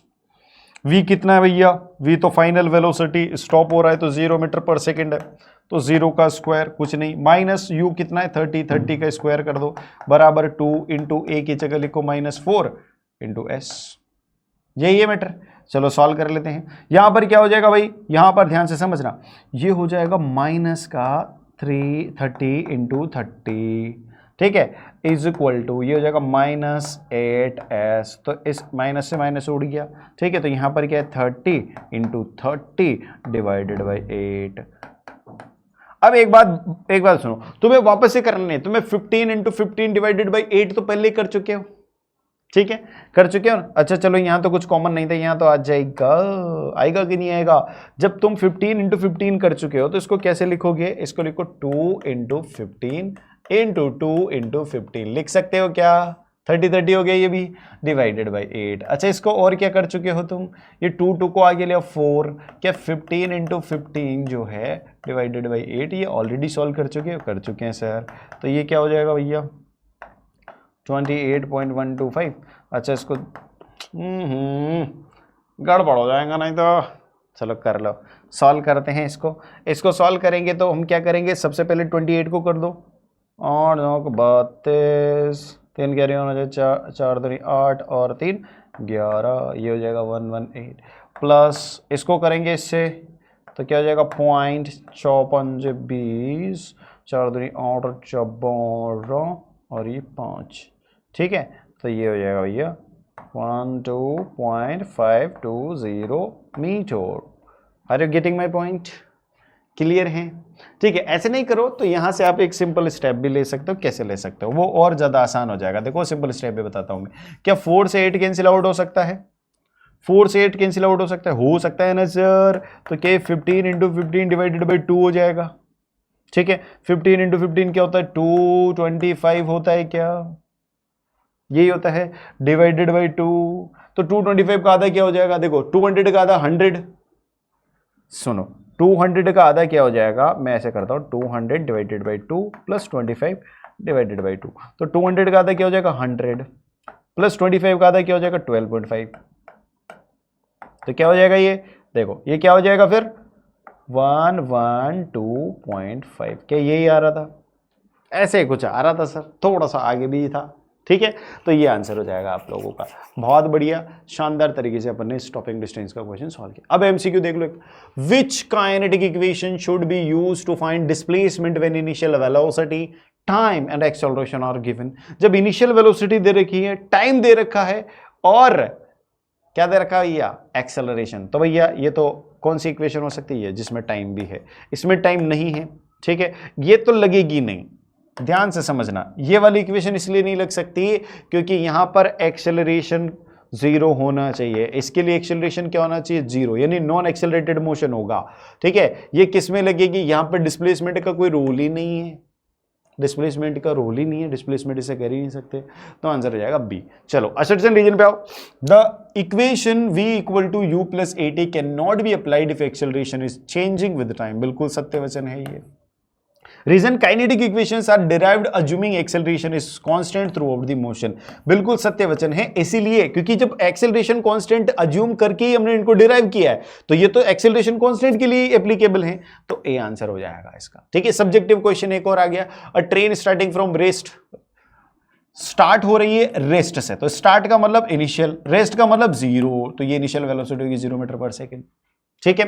कहां पर पहुंच रही 72 किलोमीटर पर हार में, कितने मिनट में 5 मिनट में, ठीक है। अब देखो यहां पर आपको चेंज करना पड़ेगा, क्या चेंज करना पड़ेगा, फाइनल वेलोसिटी दे रखी है 72 किलोमीटर पर हार, आपको इसको कन्वर्ट करना आता है कि बिल्कुल आता है सर, 72 को हम 5/8 से मल्टीप्लाई कर देंगे तो आ जाएगा मीटर पर सेकेंड में, कर दो तो मीटर पर सेकेंड में कैसे आएगा ये 18 दूनी 36, 36 दूनी 72, यानी कि 4 × 5, यानी ये हो जाएगा 20 मीटर पर सेकेंड, यानी फाइनल वेलोसिटी 20 मीटर पर सेकेंड। Is it clear. और क्या बोल रहा है 5 मिनट, तो t इज इक्वल टू हो जाएगा 5 मिनट। अच्छा अगेन टाइम में भी प्रॉब्लम है, हमें मिनट में नहीं करना, तो 5 × 60 सेकेंड हो जाएंगे, तो 5 × 30 यानी 300 सेकेंड, ये हो जाएगा टाइम। अभी आपके पास क्या क्या है, आपके पास इनिशियल वेलोसिटी है, आपके पास फाइनल वेलोसिटी, आपके पास टाइम है, ठीक है। तो पहला क्वेश्चन क्या पूछा है वो समझो, पहला क्वेश्चन है एक्सेलरेशन, तो एक्सेलरेशन क्या होता है भैया, v minus u by t. A बराबर v कितना है भैया, v 20 मीटर है, u कितना है 0, रेस्ट से शुरू है, टाइम कितना लग रहा है 300। तो क्या हो जाएगा a बराबर 20/300। इसको सॉल्व करो, एक 0 से एक 0 उड़ी, ये हो जाएगा 1/15 मीटर पर सेकंड स्क्वायर। ये तो गया एक्सेलरेशन। अच्छा दूसरा क्वेश्चन क्या है, दूसरा क्वेश्चन है distance travelled assuming the uniform acceleration. तो डिस्टेंस ट्रेवल्ड कैसे निकालेंगे, ये भैया हमारे पास तो टाइम भी है एक्सेलरेशन भी है, ठीक है ना, तो ये ut प्लस हाफ at² वाला फॉर्मूला लगा दो, ठीक है। s बराबर u कितना है 0, टाइम कितना है भैया, टाइम 300, तो 0 को 300 से मल्टीप्लाई कर दो, प्लस हाफ ऑफ a कितना आया हमारा 1/15, ठीक है। फिर यहां पर टाइम कितना भैया 300, तो ये 300 का स्क्वायर, तो 300 इंटू 300 कर देता हूं, ठीक है।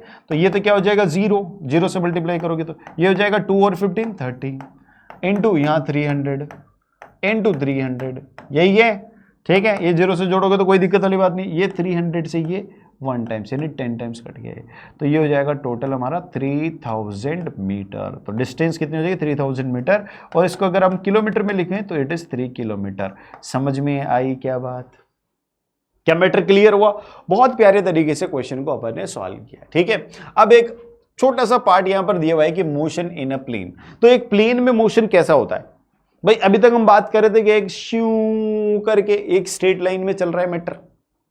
मोशन इन अ प्लेन क्या है, मान लो ऑब्जेक्ट ऐसे ऐसे चले, ऐसे ऐसे चले मतलब एक स्ट्रेट लाइन में नहीं चल रहा, यानी कभी वो ऊपर की तरफ भी जा रहा है, नीचे भी जा रहा है, आगे भी जा रहा है, ठीक है, ऊपर नीचे आगे जा रहा है ना, ऐसे ऐसे चल के जा रहा है, तो इसका मतलब वो इस डायरेक्शन भी मूव कर रहा है, ऊपर नीचे भी मूव कर रहा है, समझिए आप। तो यहां पर जो प्लेन यानी कि 2 डायमेंशंस में 2 डायरेक्शंस में अगर उसकी मोशन है एक साथ, तो वो प्लेन में हो जाएगा।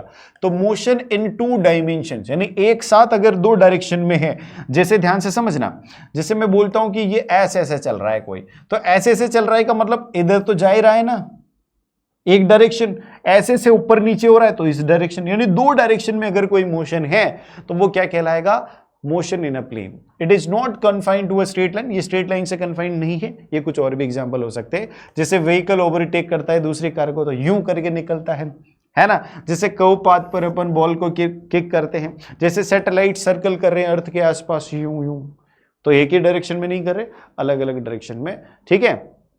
एक यूनिफॉर्म सर्कुलर मोशन भी इसका एक एग्जांपल है। तो जो यूनिफॉर्म सर्कुलर मोशन है, देखो यहां पर जो यूनिफॉर्म वर्ड है ये बताएगा कि स्पीड फिक्स है। स्पीड क्या है, फिक्स। यहां पर मैं वेलोसिटी फिक्स नहीं बोल रहा हूं, स्पीड फिक्स है, यानी magnitude of velocity in particular direction is fixed. लेकिन सर्कुलर पाथ में चल रहा है तो सर्कल के तो हर पाथ पर वेलोसिटी की डायरेक्शन टेंजेंशियल होती है, यानी इस पॉइंट पर ऐसे डायरेक्शन, इस पॉइंट पर ऐसे डायरेक्शन, इस पॉइंट पर ऐसे, इस पॉइंट पर ऐसे, यानी सर्कुलर पाथ में हर एक पॉइंट पर डायरेक्शन चेंज होती रहती है। तो अगर वेलोसिटी के बारे में अगर मैं बात करूं तो इसके तो 2 कंपोनेंट है, एक इसका मैग्नीट्यूड जिसको हम स्पीड बोल रहे हैं, एक इसका डायरेक्शन। तो ये भले कांस्टेंट है, लेकिन ये क्या है, वेरिएबल, ये चेंज हो रहा है, और दोनों में से अगर कोई एक भी चीज चेंज हो रही है it means velocity is not constant, velocity is not constant. अगर वेलोसिटी कांस्टेंट नहीं है तो कांस्टेंट वेलोसिटी नहीं होने का मतलब एक्सेलरेटेड मोशन है। कैसा है, एक्सेलरेटेड। तो यहां पर सर्कुलर पाथ पे कांस्टेंट स्पीड से चलने वाले ऑब्जेक्ट का बोलते हैं अपन यूनिफॉर्मली सर्कुलर मोशन में है, ठीक है। और इस केस में क्या होता है, वेलोसिटी चेंज होती है, स्पीड सेम रहती है और एक्सेलरेशन नॉन जीरो होता है। क्या लिखा आपने इसमें, वेलोसिटी नॉट कांस्टेंट, ये नोट का साइन है, ठीक है, स्पीड बराबर कांस्टेंट, ठीक है। अगर वेलोसिटी कांस्टेंट नहीं है तो एक्सेलरेशन क्या होगा, नॉन जीरो, यानी एक्सेलरेशन जीरो नहीं होगा। एक्सेलरेशन जीरो कब होता है, जब वेलोसिटी कांस्टेंट हो, ठीक है। अब यहां पर एक केस की बात करते हैं अपन, अगर एक रिवॉल्यूशन की बात करो सर्कुलर पाथ पे, तो एक रिवॉल्यूशन में डिस्टेंस कितनी हो जाएगी, जितनी उसके रास्ते की लंबाई है। डिस्टेंस का मतलब क्या है, लेंथ ऑफ पाथ। तो सर्कुलर पाथ की लंबाई क्या होती है, उसके सरकमफेरेंस के बराबर, यानी इट इज 2 पाई आर। अगर आर रेडियस का है तो डिस्प्लेसमेंट क्या हो जाएगा एक चक्कर में, अच्छा जहां से चला वहीं पर वापस आ गया, पूरा चक्कर होते तो जहां से चला वहीं पर वापस आ गया, यानी इनिशियल और फाइनल पॉइंट सेम है तो डिस्प्लेसमेंट 0 हो जाएगा।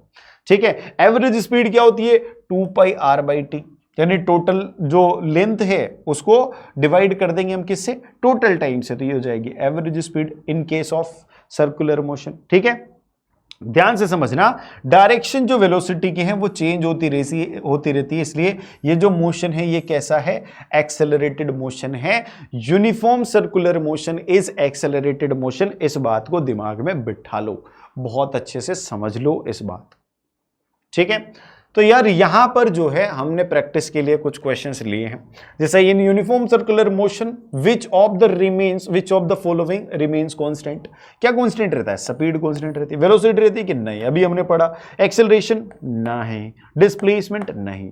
ठीक है, तो स्पीड यहां पर कांस्टेंट रहती है। Assertion reason, an object in uniform circular motion is accelerating even though its speed is constant। बहुत बढ़िया बात कही है इसने कि यूनिफॉर्म सर्कुलर मोशन में स्पीड कांस्टेंट होने के बाद भी उसकी वेलोसिटी चेंज होती रहती है, यानी वो एक्सेलरेटेड मोशन में होता है। तो acceleration arises whenever the direction of velocity changes even if its magnitude does not. बिल्कुल सत्य वचन है और ए इसको एक्सप्लेन कर रहा है, तो ए इसका करेक्ट आंसर होगा।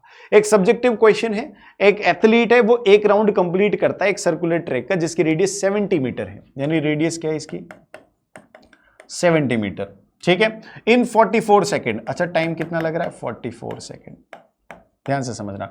तो ये बोल रहा है find the distance travelled and displacement at the end of 2 minute 20 second. 2 minute 20 second में उसने कितनी डिस्टेंस ट्रेवल करी और क्या डिस्प्लेसमेंट होगा ये बताओ। देखो ध्यान से समझना, ये एक गोला बनाया मैंने सर्कुलर पाथ, इसका एक चक्कर 44 सेकंड में लग रहा है। तो भाई एक चक्कर अगर 44 सेकंड में लग रहा है यहां से यहां तक का, तो दूसरा चक्कर 88 में, दूसरा। ठीक है, पहला कितने में हो गया, पहला चक्कर 44, दूसरा चक्कर 88, तीसरा चक्कर जोड़ो वापस से 44 जोड़ दो, इसमें क्या हो जाएगा भाई 88 में 44 प्लस करोगे तो क्या हो जाएगा 8 4 12 132, यही हो जाएगा। ठीक है, यानी तीसरा चक्कर 132। अब ये कितने टाइम तक चल रहा है देखो ध्यान से समझना, 2 मिनट 20 सेकेंड।